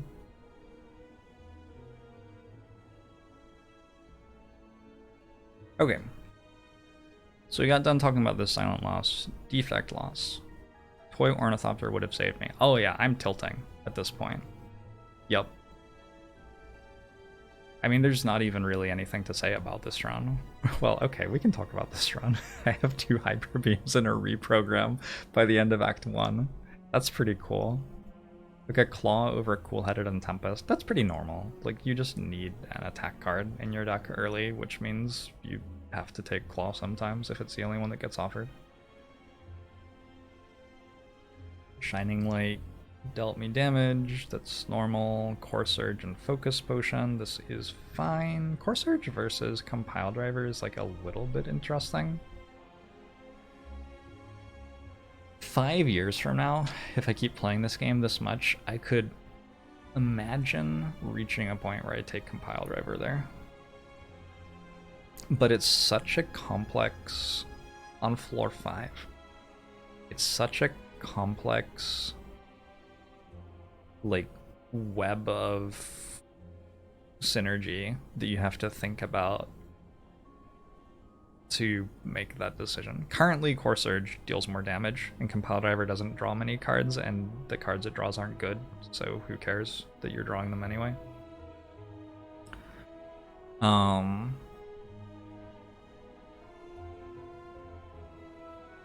And so Core Surge is currently better, and also late game Core Surge blocks the debuff from Bias Cognition. Also, you can bottle it, actually. It's one of the few attacks you can bottled flame profitably, and it will block vulnerable against the heart. So there are just very strong reasons to take Core Surge now, and also very strong reasons why Core Surge becomes very strong late game, so you don't really have to think that hard about it. But also, Compile Driver draws cards, and card draw is really good. And I think the better you get at the game, the better card draw gets. Because you get better and better at putting the right cards in your deck for different situations and understanding, I need this card for this turn of the run, and I need to be able to draw it on that turn, so I'm going to need card draw. And so it's plausible to me that in some universe I could get to a point where I pick Compile Driver over Core Surge here, but I'm definitely not there at the moment. We beat up Gremlin Knob, we get a Sundial, Recursion, White Noise, Tempest. It's like, you're always allowed to take White Noise there. Maybe I should think about that at some point. I tend not to take White Noise unless I have some reason to care about powers. Like a Mummified Hand would be one example, or a deck that desperately needs scaling which doesn't have any yet would be another. Or a deck that already has good power-based scaling but needs a little bit more would be another. These are reasons why I take White Noise. But a deck that is going through Act 1 and isn't established yet and can't really afford to spend 1 energy and get a heat sinks that doesn't do anything, I'm typically not taking a White Noise. Which makes sense. I don't know. I got Hyper Beam from the Whale. Okay. The first Hyper Beam's from the Whale, which makes Core Surge better than Compile Driver by even more, because you're able to block the first Hyper Beam debuff in a fight. So if you're fighting something where it's like there are 20 HP side enemies plus a 100 HP main enemy, you can play the Hyper Beam and not lose your focus. Claw. Number 2. So the reason that I'm taking Claw number 2 here is that I want to be able to defeat Hexaghost, and I haven't found any scaling damage yet, and I already have 1 Claw. This is how a Claw deck starts. These are the warning signs that you should look out for if you have a loved one who's interested in Claws all of a sudden and starts talking about them all the time. I'm like forced into a Claw there because I need damage and haven't seen it yet, and then I'm forced into a second one here because I need to be able to beat Hexaghost and haven't been offered scaling damage yet. And there you go. We're now playing a deck with 2 Claws in it. My Ornithopter, Wing Statue removes a strike. Smiling Mask, Hyper Beam from Sentries. So at this point with double Hyper Beam, there is somewhat of an intention to not care about focus until after Act 2, at the earliest, I would say. We're gonna kill Act 2 with focus, or with Hyper Beams, is the plan. Peace Pipe, Lantern. I just get 2 chests in a row. Good player. When I take Reprogram over Claw and Steam Barrier. So I know why I took Reprogram here. I've been trying to... There were like 3 or 4 times that I did this over the course of the challenge. I've been trying to find situations where I actually do like taking a Reprogram on Defect. Because it's simple enough to say, like, I understand how to win as Defect without taking a Reprogram, so I don't do it. But that's not going to give you the most possible success on the character. You need to understand there are times when you should take Reprogram, and it will be better than not taking it. And generally what I found is that Reprograms just shit all the time, which is what I thought before, so that's fine. Slissa, thanks for the raid. I hope you're doing well. How's my day off? Oh god, she caught me. I've gone back to work. Yeah. I was watching Slissa's stream like 4 hours ago. 3 hours ago? I don't know. And I told her that I was having a day off, and she asked what my days off looked like, and I like couldn't really think of what they were and told her who knows what will happen next, and then I just went back to streaming. Yeah, I think Slissa can relate. Slissa I think also struggles to take days off. Anyway, thanks for the raid, Slissa. Slissa is awesome. She streams a lot of Battlegrounds and is very good at it and very entertaining to watch, and has very cute dogs.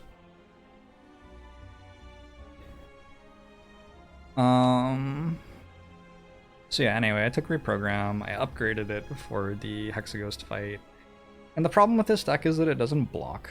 And this is the general problem with the reprogram centered defect deck, is that the thing that Focus plus Frost Orbs gives you is reliable block. And if you are trying to block with dexterity on defect, it is much harder to get reliable block. So like Ironclad can get reliable block by having like Corruption Dark Embrace, or by having huge max HP plus Reaper, or by having Barricade. And all of these things work fine and are very accessible. Silent can get lots of block and reliable block by having well-laid plans, or by having Intangible, or by having very high density of block cards. And Silent has cards like Dodge and Roll and Backflip and Blur, which can block over multiple turns or draw cards while they block. So when you're building a Silent deck that's blocking with dexterity, it's going to be based around having lots of 0 or 1 cost cards which block with dexterity. Watcher, I mean, lol, LOL. But also Watcher gets sustained block by, like, I don't know, playing a 1 cost card that blocks for 80 every turn, which is, you know, whatever. She has 3 to choose from. Who even cares? So that's Watcher. But Defect tends to get reliable block mainly by having Frost Orbs in play and having Focus. And if you aren't doing that as Defect, it's actually quite hard to get reliable block. You can do it with Runic Pyramid, you can do it with Equilibrium. It's hard to do it with block density, but you can do it with having enough card draw. But yeah, just generally I think that is tremendously problematic for trying to make Reprogram strong. It's not that playing a defend for 16 block isn't enough to win the run, it's that you can't play a defend for 16 block consistently enough. That's generally what I was finding. And then I died to Hexaghost, and I 100% would have won this fight if I drank my potion. I had a focus potion on my belt. I wasn't drinking it because I had like -9 focus, and so I didn't even consider that it existed. But I have a Tori Ornithopter. And I think if I beat Hexaghost, this deck actually, I think it wins like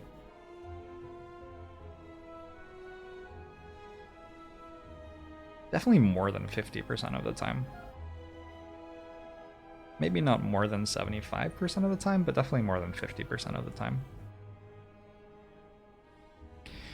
There's also Turbo Energy Stuff plus Reinforced Body. Yeah, but that isn't reliable block. That's block that works on 1 turn. Also, you don't need to reprogram for that to block. Like, it already blocks without reprogram. Reprogram just makes it harder to do that, not easier. You have Calipers. Calipers can make it work. But I'd still rather have like another double energy for my Reinforced Body than a reprogram if I was going to block with Calipers. Okay, anyway. So this is a Defect deck, which weird deck coupled with some tilt. 100% through the run by missing Toy Ornithopter. Losses due to haste feel the absolute worst. Yeah. It happens. I don't beat myself up about it. Like, it's impossible to play this game at any reasonable speed and not miss things.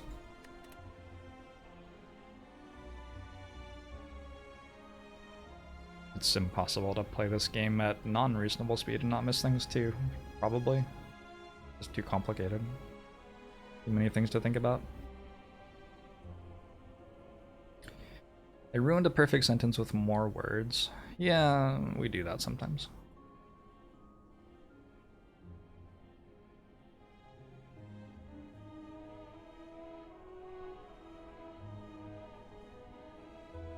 Have I ever done reprogram plus all for one stuff? Sure. Probably. The two things don't really naturally connect in any way in my mind, honestly. Like, I don't understand why putting reprogram in a deck with all for one would make it stronger. Because it isn't, like, reprogram doesn't cost 0, right? And all for one, like, gets back claw, which already scales. I just don't understand why that would be strong. Don't know why we're putting Reprogram in this deck. Generally, if you have All for One, Cool Headed is one of your best cards because it draws 2 and blocks, and All for One doesn't block very well and desperately needs more card draw. So having a Reprogram to make all of your Cool Headeds not work seems pretty bad to me. But I still think Ceramic Fish and Bottle Flamer stuck together more than expected. Maybe. But I'm not sure. I don't spend a lot of time deciding what I think about that.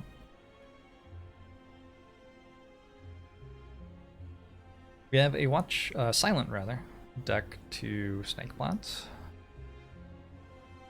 Dead to Snake Plant. Haven't seen many Serpents in these losses, actually. Felt like I was getting a lot of Serpents like halfway through the challenge. Gremlin Knob gives a Shuriken. I also have a Kunai, but I have 2 Noxious Fumes and a Catalyst and a Deadly Poison. So this is one of those frustrating silent losses where the cards give you poison damage and the relics give you attack damage. And sometimes it's hard to work out what to do about that. I felt like increasingly throughout the challenge I was just putting both sorts of damage in my deck. It's a rough Act 2 path. But I only took 2 to Muggers. I have 3 Acros halfway through Act 2. This doesn't seem like a very sensibly made deck to me. Sometimes that happens because you are presented like one strong thing and then it changes to a different strong thing. I was trying taking Unupgraded Prepared much more often on Silent in this challenge because I've stopped taking Snecko Eye very often at all with her, and I actually stopped taking Snecko Eye very often at all with any of the characters, which makes Prepared a lot better. And also the Chosen +1 fights and the Snecko fights in Act 2 hallways have stopped feeling very challenging to me. Those are the 2 main reasons to not take an Unupgraded Prepared early on in the run. And then later on in the run, it's like Time Eater and the Heart both beat you up pretty bad. But if you're generally not finding those to be challenging either, all of a sudden you can just take Unupgraded Prepared on floor 1, like why not? Well, Gremlin Knob might kill you, but you know. Why less Snecko Eye? Because... Wait, did it take me exactly 200 runs? Oh my god, I only just realized that. Wow, that's sort of cool. That like wasn't deliberate and I didn't know. That's sort of cool. That means I got 72 wins in my first 100 and only 56 on my second 100, right? Although, with how fast I was playing in the second 100, that's not even that bad. Huh. I thought I was doing a little bit worse in the second half of the challenge than that.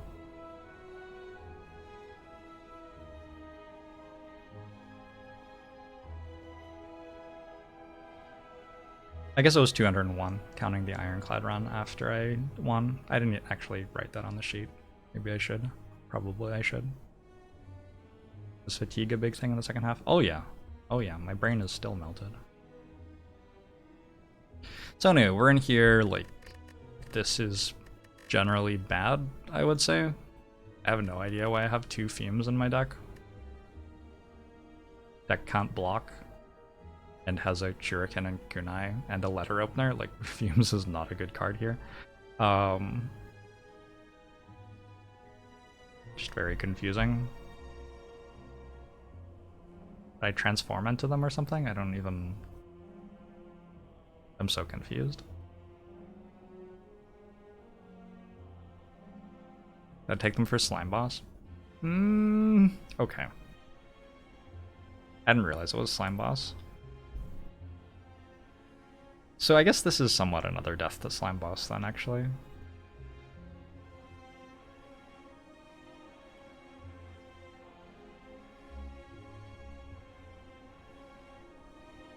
would be sort of interesting to play the game with only Slime Boss for like a week. Because I feel like the runs that you play against Slime Boss are forced to be significantly different and often significantly more challenging than the runs that you fight against Guardian and Hexaghost. Hexaghost sort of requires thinking to beat, but also the way that you beat Hexaghost generally maps pretty nicely onto the way that you beat things in Act 2.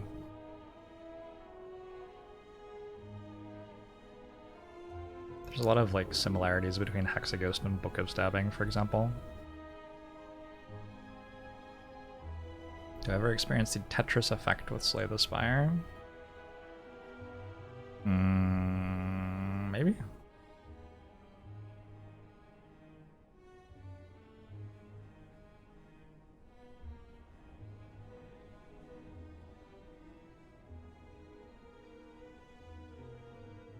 I wonder how many slime bosses I got as silent in this challenge. Let's check. I'm gonna note this as Slime Boss Act 1 forces some noxious fumes, which really don't work at all with our relics and rest of the deck. I don't know what the answer to that is. I'm certain that I didn't play it perfectly, but I don't know exactly what the right thing to do was. We're up to 7-12. Alright, so silence. Wins and losses. Guardian, Slime Boss, Hexaghost, dead. Guardian, Hexaghost, Slime Boss, Hexaghost, Slime Boss, dead. Slime Boss. I think that the acts in which I die early are more likely to be Slime Boss acts, for what it's worth. I do die early in quite a lot of these. Slime Boss, Slime Boss, Slime Boss, Slime Boss, Slime Boss. I want to note whether I won or lost as well, because it would be really interesting to see the silence win rate with and without Slime Boss to me. So Guardian loss.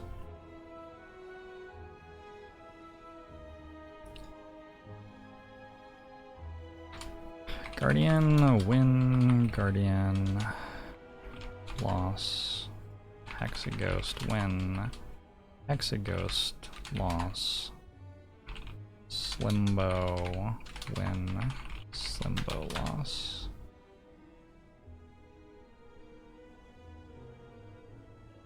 It's a Guardian loss, Slimbo loss, Hexaghost win,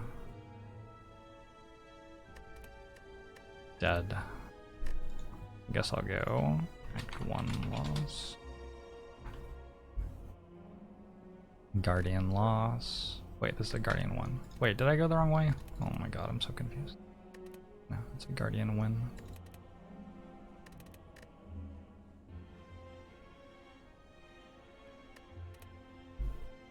Guardian win. Hexaghost loss. Slimbo win. We won once.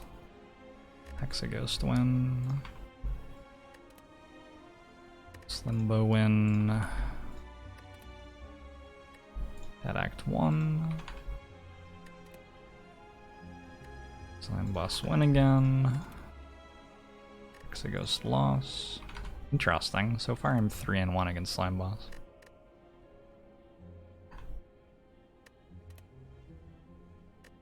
Slime Boss loss. Guardian loss.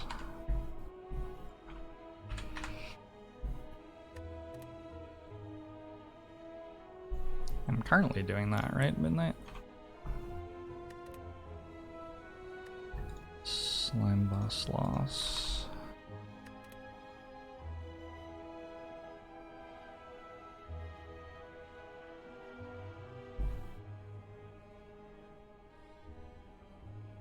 Another slime boss loss. That wasn't.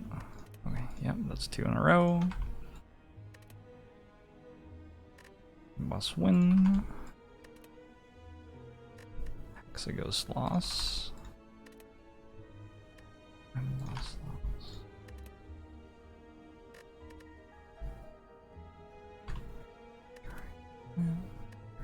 Win. I should have paid someone else to do this for me. Hexaghost win. Hexaghost win. Slime boss loss. I guess if it says slain on floor 16 by slime boss, I probably don't have to mouse over who the boss was.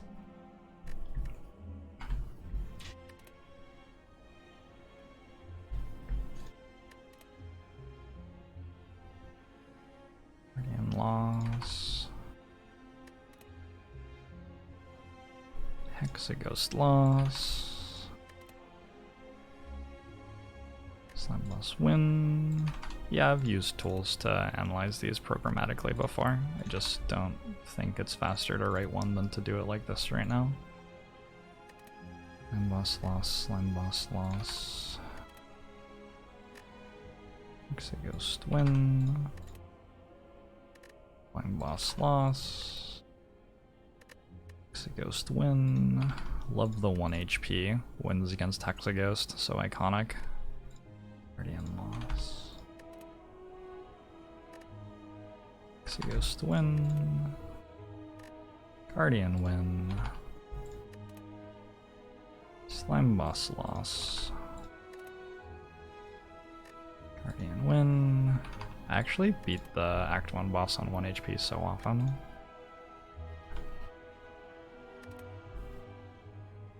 Guardian loss. Guardian win. Slime boss loss. And slime boss win. And slime boss loss. Is that it? That's it.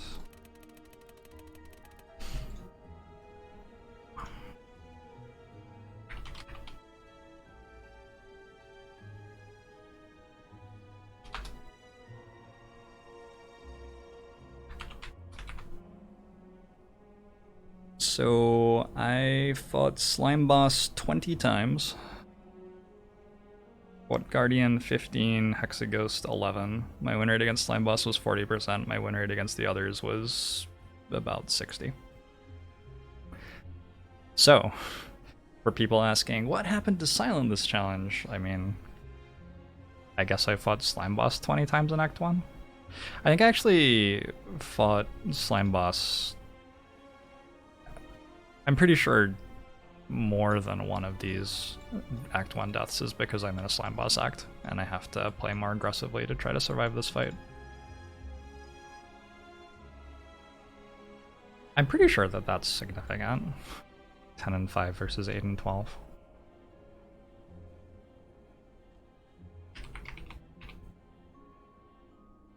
You can do a chi-squared for that, right?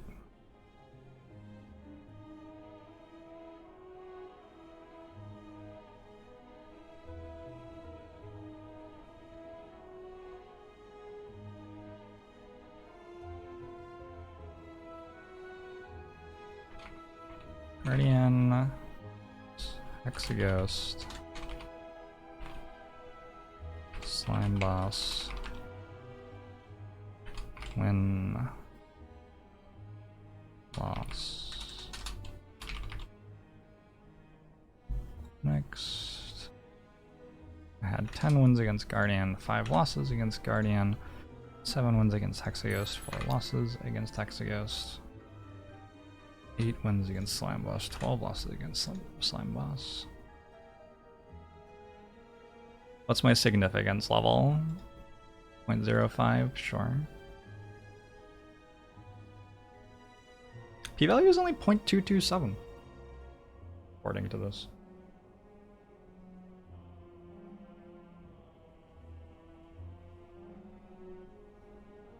Binomial variances all over the place. Super Scry, thanks for the 6 months on Musho to YouTube.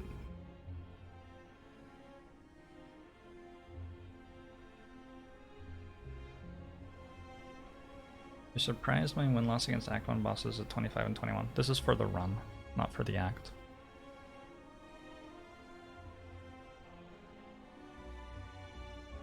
I'll be right back. I'm gonna run to the bathroom.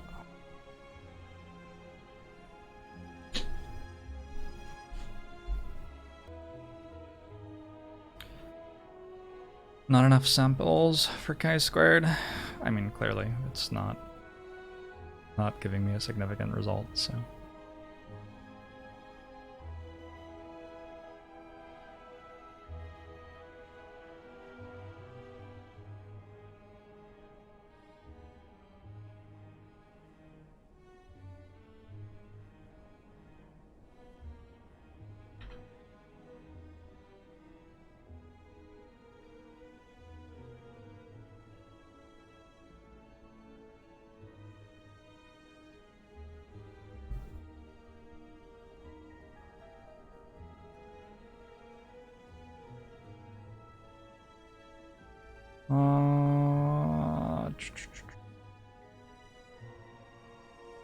Okay. I think we're back.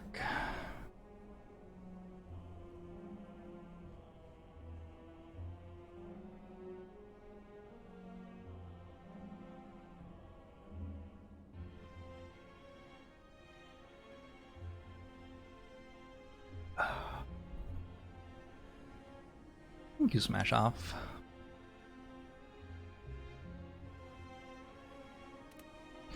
Back to losses. I believe I was up to the 12th. We're gonna have a lot more after this. I just looked at this one. Defect to Giant Head. I think this is Giant Head's first kill of the month right here.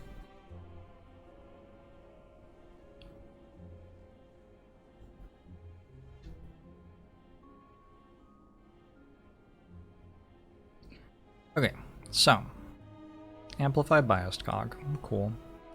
These... No. No thank you. That has double echo form. Oh, I remember the Storm Plus likely being why I lost this run. When did I upgrade that? Here, to beat Collector. I mean, I certainly understand why I did that, right? But then I sort of have an innate Writhe in my deck for these fights. Like, I take 29 from 3 shapes.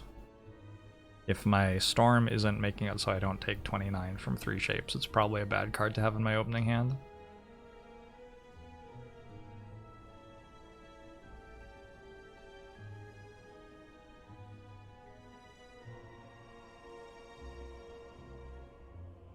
Giant Head just says, why are you still here? Yep, this is bad relics, bad block. No other comments to make, I think. I don't feel a strong need to beat myself up for losing this round.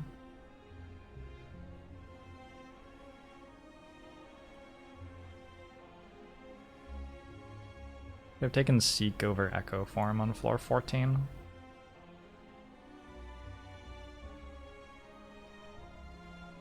Probably not like right to, but could have. Like a fairly early heat sinks. I wonder if having a heat sinks makes upgrading Storm better or worse.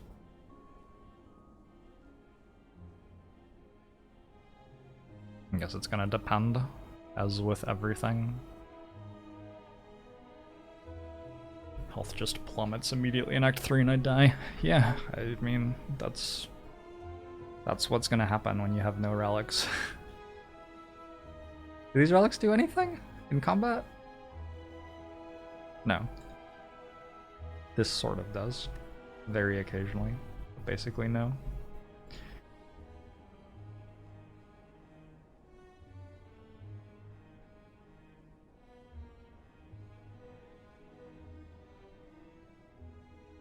It would help if some of these logs are already saved as text files somewhere on your PC. Help who?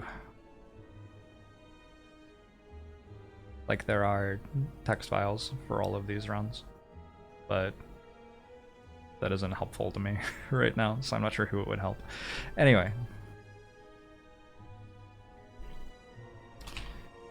No relics or block into dead 2 fights, unsurprisingly.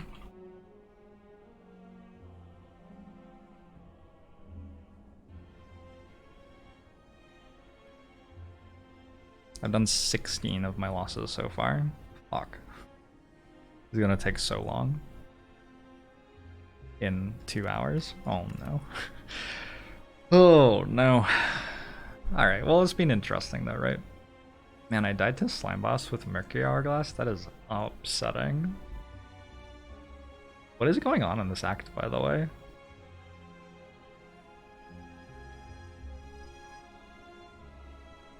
Like, what act causes someone to go hallway fight 4 events elite fight before campfire? I think what's going on here is it's a slime boss act, so I want the ability to get very, very strong, and there's one path that has 4 elites on it. There's a, like... Oh, I think I remember this run. Didn't I, like, start with potions? I think I took potions from Whale and used them to kill elites. That's why I took no damage against Gremlin Oven Sentries, but then I was out of potions, so I started taking damage. And I hadn't really gotten stronger from the floors. There's an interesting question presented by this run, which is... Like, I think it's generally accepted and true that an elite fight is the highest value floor unless you have 1,000 gold or something, in which case a store is better. There's some point where, like, maybe 500 gold a store starts being better.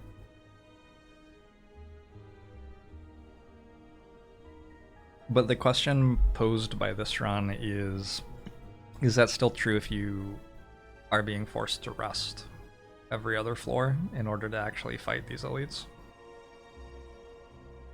And increasingly, I think campfires are just sort of bad floors. In Ascension 10, once upon a time, I thought that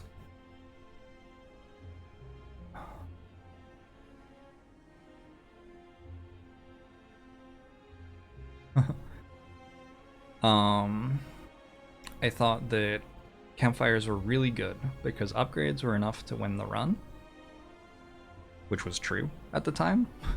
And if you were struggling, they could also heal you, which makes for a really good floor. But at Ascension 20, I don't think they're that good. The thing that I'm finding more and more and more. And maybe that's because I'm playing Watcher. I don't know.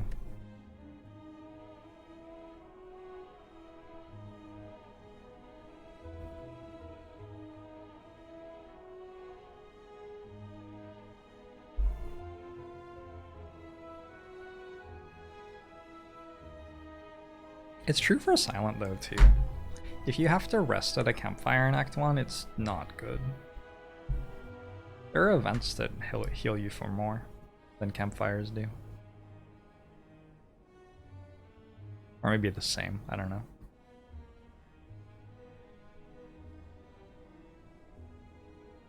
But yeah, generally speaking, if you're resting at campfires, it's not a great sign for your run, and if you're going to campfires without needing to rest, you're probably not getting as strong as you could be, unless it's to like upgrade a defragment or upgrade a feed.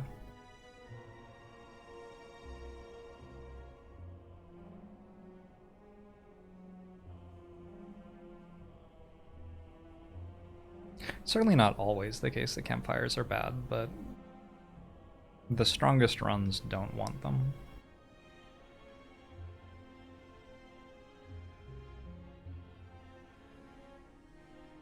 Watcher, on the other hand, is like strong enough that she can win the run by giving away 5 floors and just doing other things. So Watcher often actually does like campfires in Act 2 because the only way you can lose is if you get really unlucky on turn 1 and 2 in that act. This isn't the only way you can lose, but one of the only ways you can lose is by taking 21 damage to Snake Plant in Act 2 Holy Fights. Like twice in an act, and then just having something else finish killing you. So Watcher likes having campfires mixed in there.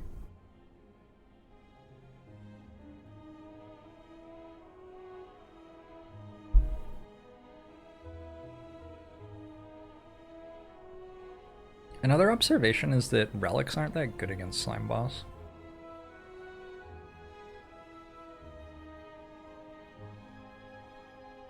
But elites do give you more uncommons. I don't know, how the fuck do you beat Slime Boss?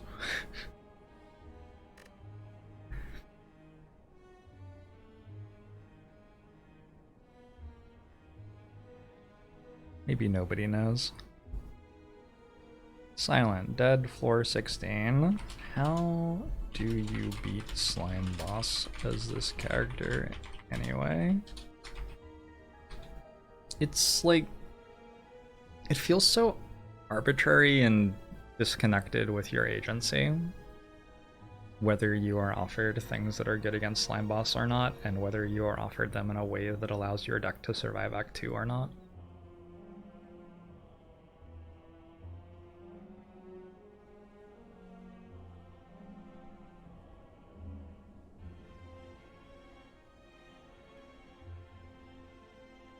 There is Dagger Spray at common.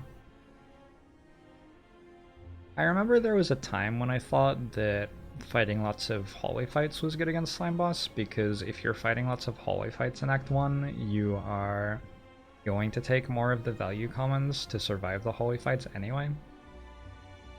And your payoff is going to be gold and potions and like an extra rare maybe sometimes, and some like 1 or 2 decent uncommons.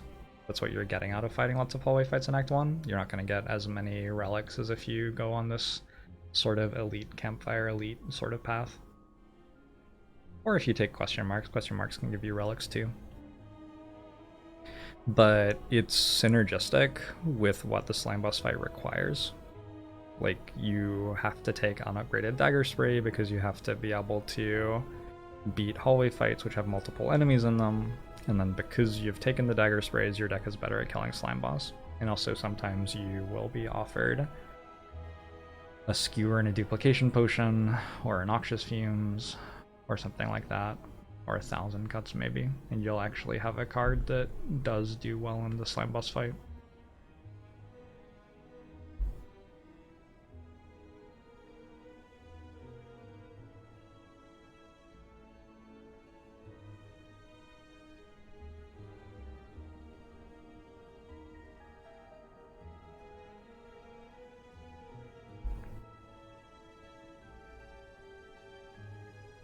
I mean, there are lots of ways of killing a Slime Boss.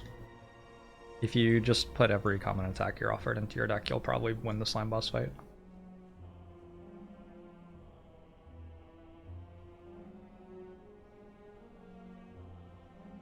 It's just you will then walk into Act 2 and die immediately, so. Thank you very much for the 17 months, Merstyle, I appreciate it.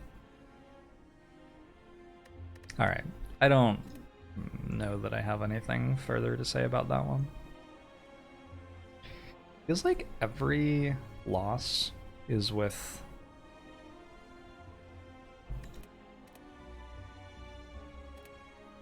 I think I've had one Astrolabe loss out of Act 1, which wasn't until Act 3.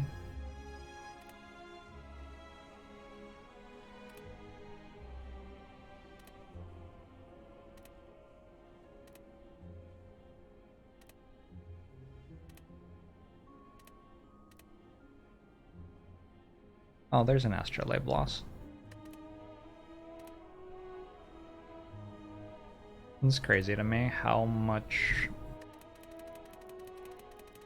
I used to think 4 energy was so good, and it's amazing to me how much my opinion on the 4th energy out of Act 1 has changed. It's largely because potions have been buffed and cards have been buffed. It's not necessarily that I was wrong before, it's like balance patches change what's strong in the game.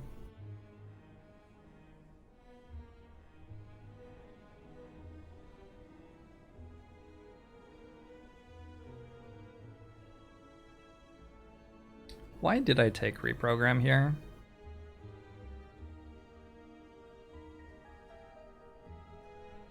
Like it just doesn't work. It's just not a good card.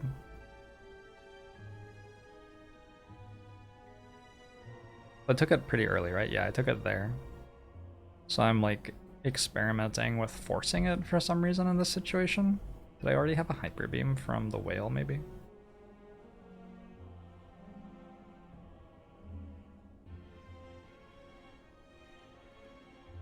No, I took Hyper Beam from Slime Boss.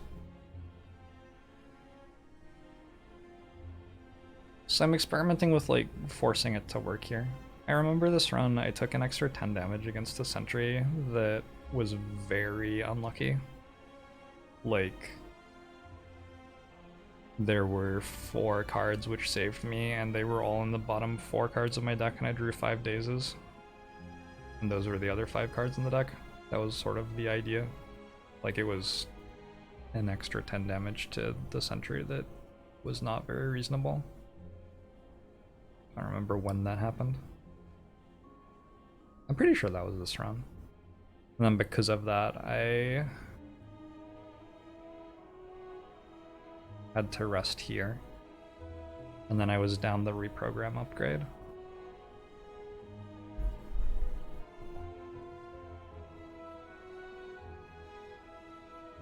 I was like, what I'm doing on Defect obviously isn't working, so I'll try this. Which is weird, because I won like 60% of my runs on Defect or something, and I lost every single run where I took Reprogram. So if I just didn't take Reprogram, I would have done incredibly well on Defect. That was what this spreadsheet was meant to stop me from doing. I was meant to... But this is my problem, is I like analyze this run wrong, I think.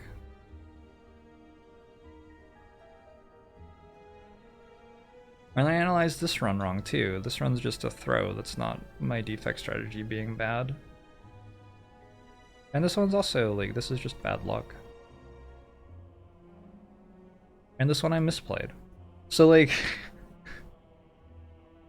yeah, I lost a few defect runs, but none of it was because my overarching understanding of defect was incorrect. It's just like, I got a little bit unlucky in a couple of them and played a couple of them wrong. And then all of a sudden I'm doing fucking insane things. This is what the spreadsheet's meant to stop me from doing, because it's meant to show to me that the losses that I had were not because I'm like doing the game wrong, they were because I got a bit unlucky like twice, and I don't need to freak out.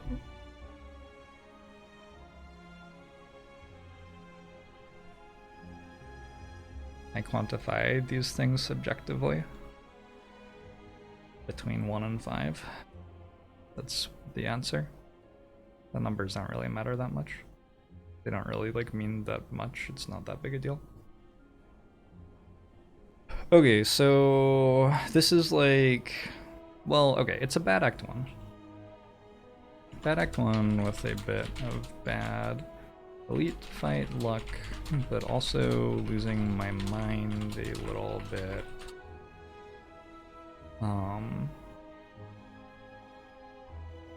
Reacting to losses on defect, which weren't the faults of my general strategy, but rather the faults of a bit of bad luck or execution. That's the most interesting loss of the challenge to me so far. That's like an indication that my brain is starting to melt.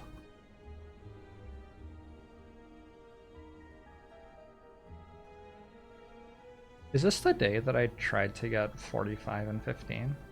It is, right? That is. I needed to win one of these 2 runs in the Watcher run to get 45 and 15, and I lost both of them. So probably I was a little bit tilted that I didn't manage to do that. Like, it's not like it matters that much, but 44 and 16 over 60 was my previous best over that like length of runs. And that's a length of runs where I feel like I can actually play fairly well for that long in a challenge. I don't think I can play fairly well in a challenge for 100 runs in a row. Sort of blows my mind that I did as well as I did for 100 runs in a row in this challenge. But I really wanted to get 45 and 15 because fuck past Jorbs, I'm better than him. But it turns out that I am not better than him, we're just the same. Although I did better overall in the challenge. So yeah, I am better, good. Alright, nice. Take that past Jorbs. So yeah, that happened, and I think because of that I was extra frustrated with Silent and Defect. And my general approach to Silent at this point in the challenge was largely just to not think about her very much, because I was like 20 and 2 on Ironclad over my first 22 Ironclad runs, and also setting a personal best win streak on Watcher at the time. So the reason that I'm losing on Silent is that the character changed massively in patch 2.2 to a point where I haven't yet decided everything that I think about playing her. And I wasn't focusing on the runs at all, which is fine. I don't like mind that. I don't super hate it. It seems reasonable and human.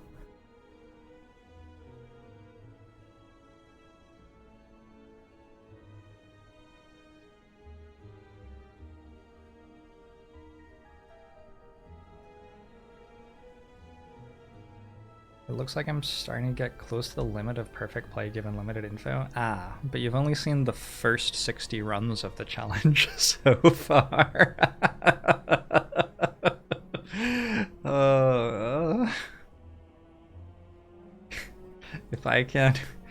If I can win more than 70% of my first 100 runs, imagine what's gonna be going on when you look at my second 100 runs and I lost almost half of them.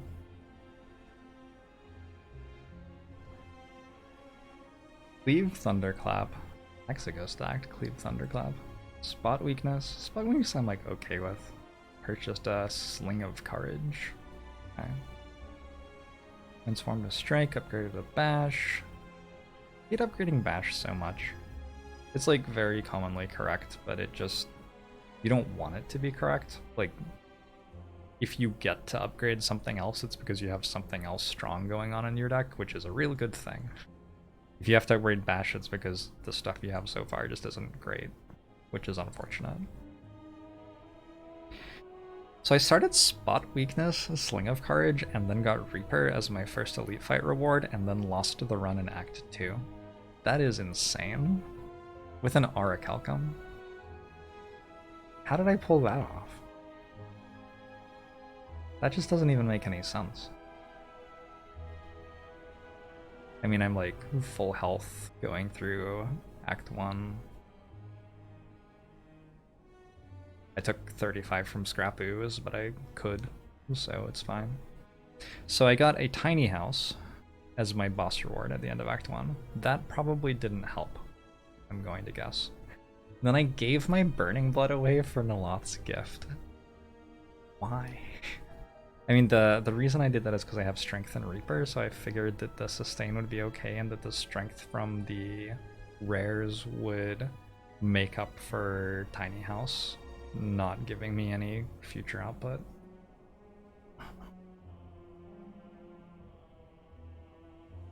But obviously, sitting here in the future, we know that didn't work. I didn't take Council of Ghosts. Is there an argument for taking it because I have strength, maybe? The obvious argument for not taking it is that giving away 43 max HP when you have a Reaper is pretty bad. Okay, Sir Doomlord. What if you just played all 200 games in the first half of the month? Oh my god, what a genius. What a genius. Problem solved. Gosh, I'm at 79 health and I give away Burning Blood and then I'm dead 9 floors later. Gelled Parasite, I end the fight at 79 health again. I take 13, but I heal it back. Take 30 from the Chosen Flock. A deck that started Thunderclap Cleave Spot Weakness and has a Reaper. Ends up only being 22 actually. I think a lot of this was draw order. I rested to be safe for elite fights and took 3 damage against Gremlin Leader and had a full heal. Wait, so I'm at 87 here and I die in 4 floors? 3 floors? 3 floors which can damage me? Upgrade Fiendfire, T-Set. 50 damage to Slavers.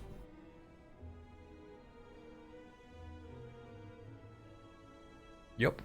That's gotta be a pretty bad draw order with 2 Impervious, Reaper, Spot Weakness, Sling of Courage. Another 9 health gone against Snecko, and then dead to the Masked Bandits gang. I remember this. I said as I clicked on it that there is a possibility that I die to this fight, but it's much more likely that I full heal. I mean, I wasn't actually gonna full heal, but it's a 3 enemy fight when I have Reaper and Strength.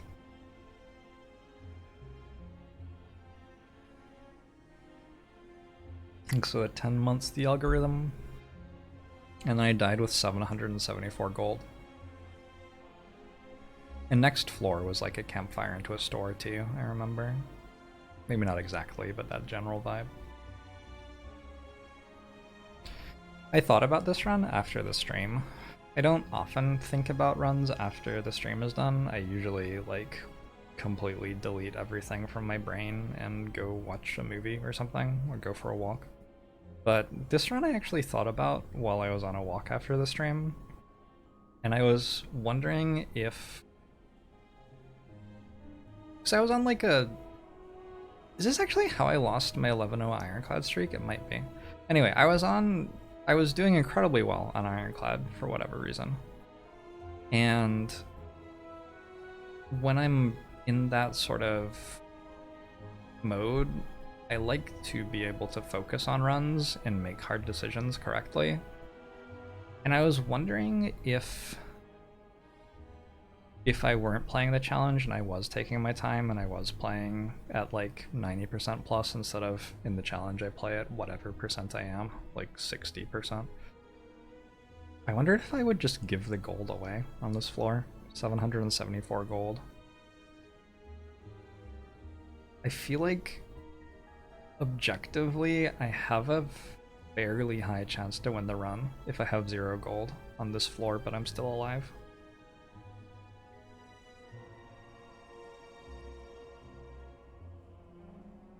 It's very hard to like choose to do that though, especially like I don't think I was wrong that I tend to do well in this fight either.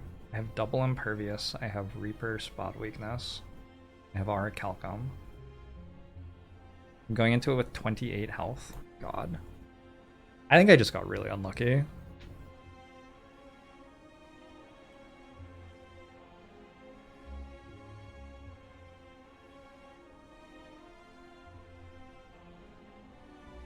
Yeah, I think that's just bad luck. Alright, anyway. Analysis. Very weird run to lose. I think small things are 1 for a run that loses like that. Died from 89 HP with Strength and Reaper. Off Slavers, Snecko, Masked Band.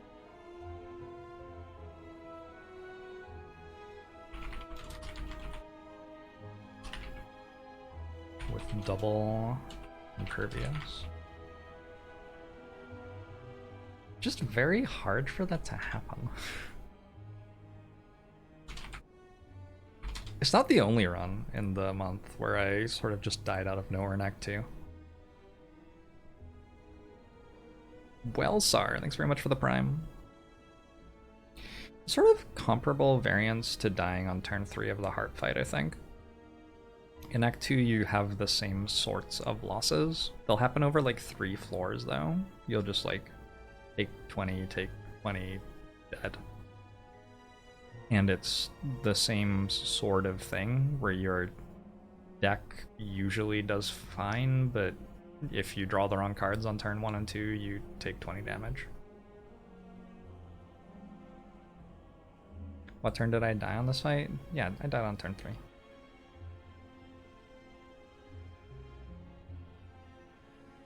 But like, this deck has a 7-card starting hand, a Fiendfire plus on it, a Reaper, Cleave, Thunderclap, Bash, Pommel Strike, 3 strikes. Spot Weakness always works in this fight.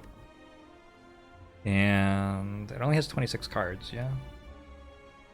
1, 4, 5, 6, 7, 8, 9, 10, 11. Almost half of the cards are really good on turn 1, and I just had the worst turn 1. Drew both Imperviouses and had nothing to do.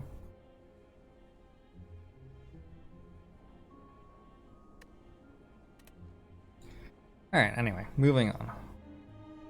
We won a few runs, and then we had another Defect loss. I think I was pretty tilted with Defect at this point in the run. Holy shit, I lost this run? The Act 2 boss? This has to be dead to Collector, there's no other way. I died to Bronze Automaton on the Hyper Beam turn. With this deck.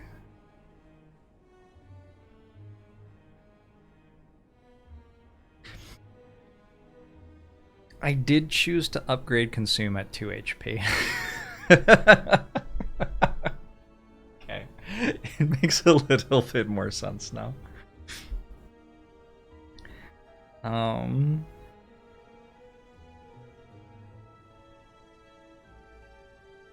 Makes a little bit more sense now. I still think that's pretty unlucky. I don't think that this... I mean, I had good potions, I believe. Yeah, I had a regen potion, so I actually had 17 health for the fight. I think that's just unlucky. My relics don't really do much. I have Capacitor, Double Defragment, Seek Plus, plenty of Frost Orbs, and a Consume Plus. And double Equilibrium to set up block against Hyper Beam. So I either got very unlucky in this fight or played it wrong, I think. Because I think that I actually win that fight on 17 health, usually.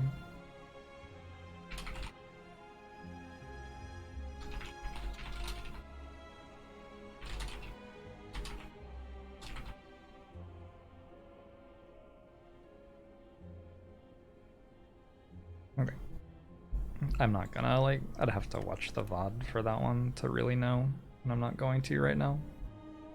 I remember it vaguely. Slice over Backflip Deflect against Hexaghost. 0 Elite Act 1? What? How do you take Slice on 4-1 and not get to fight an Elite in the Act? I took 0 damage from the first 3 hallway fights, and I didn't fight an Elite. What am I doing?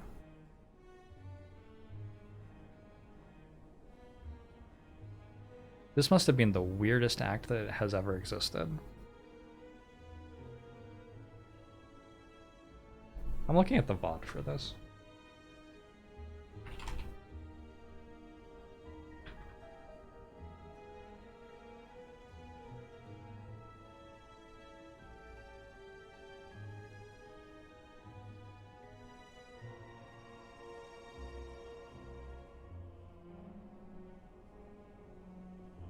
Recent broadcasts, view all. Probably Ligma got me. Ligma got me a few times this month.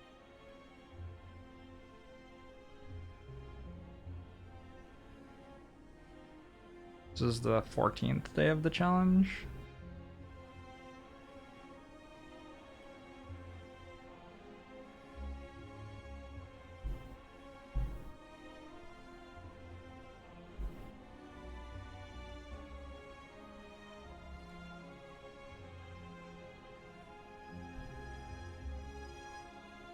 That work okay? Can you see that? The cropping ain't great, is it? That's too bad.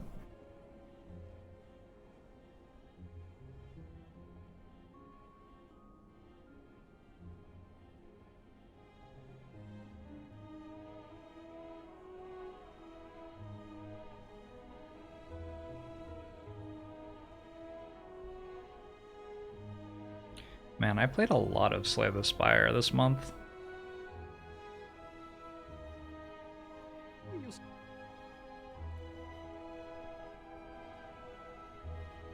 I'm not gonna move the log. I'm like literally just going to look at this act path and then stop.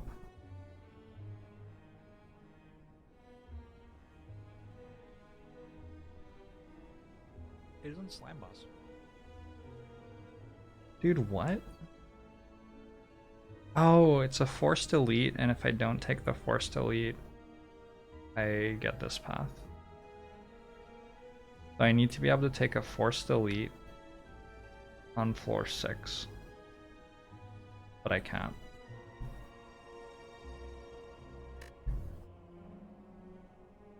I need to fight an elite right here. I have acrobatics, deadly poison slice. I should have just taken flying knee and fought the elite, I think. Taking acro there is so weird. Like, I have a slice and a deadly poison, and it's a hexago stacked, so it does make some sense, but I think it puts me too far behind. The weirdest thing is, in an act where I didn't fight an elite, I got 5 relics. Try to work out how the fuck that makes any sense.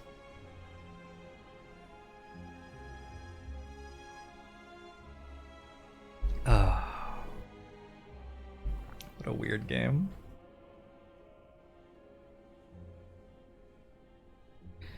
Alright. So, super weird, Act 1. Took a Necronomicon, had double dash. Shuriken, Mummified Hand, which is weird with Necronomicon. I just drew wrong in the collector fight, if I remember right. Upgraded well-laid plans on 8 HP with Pentagram, so actually 33 HP. I mean, the deck has no scaling, right? So this 1000 cuts Corpse Explosion, double dash. Maybe we should have upgraded dash instead of well-laid plans. It's not all that.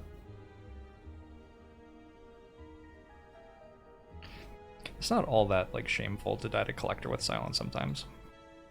I think this might be another one of those. Oh, I have a very specific line in collector fight that could have won. I remember that. I had the ability to corpse explode one of the minions, deal some damage to it, but then deal all of the other damage to collector, and then draw enough damage to finish killing the minion on the next turn while collector had shield.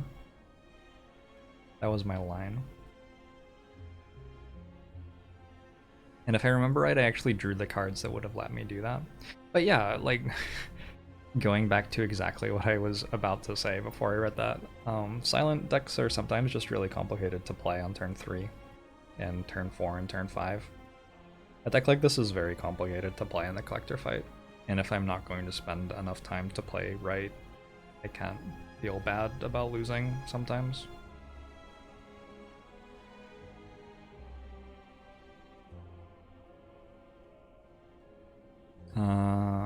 So yeah, that's that one. Very strange Act 1, where I think in retrospect I should have more aggressively tried to fight elites, but didn't. Died in collector fight, which was a very tough fight, but was winnable with correct play. Hard to beat myself up over not spending 30 minutes to play a fight perfectly in a challenge like this. Though I feel like my sentences have gotten more run on. My brain's running out of juice.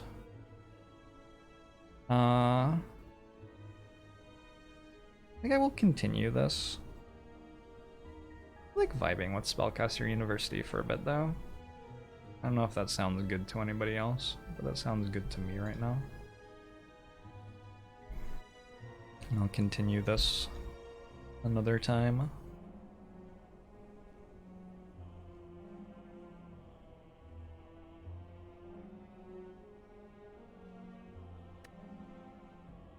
I'm just out of brain juices, so it's not really working to do analysis anymore because my brain's not bringing anything to the table.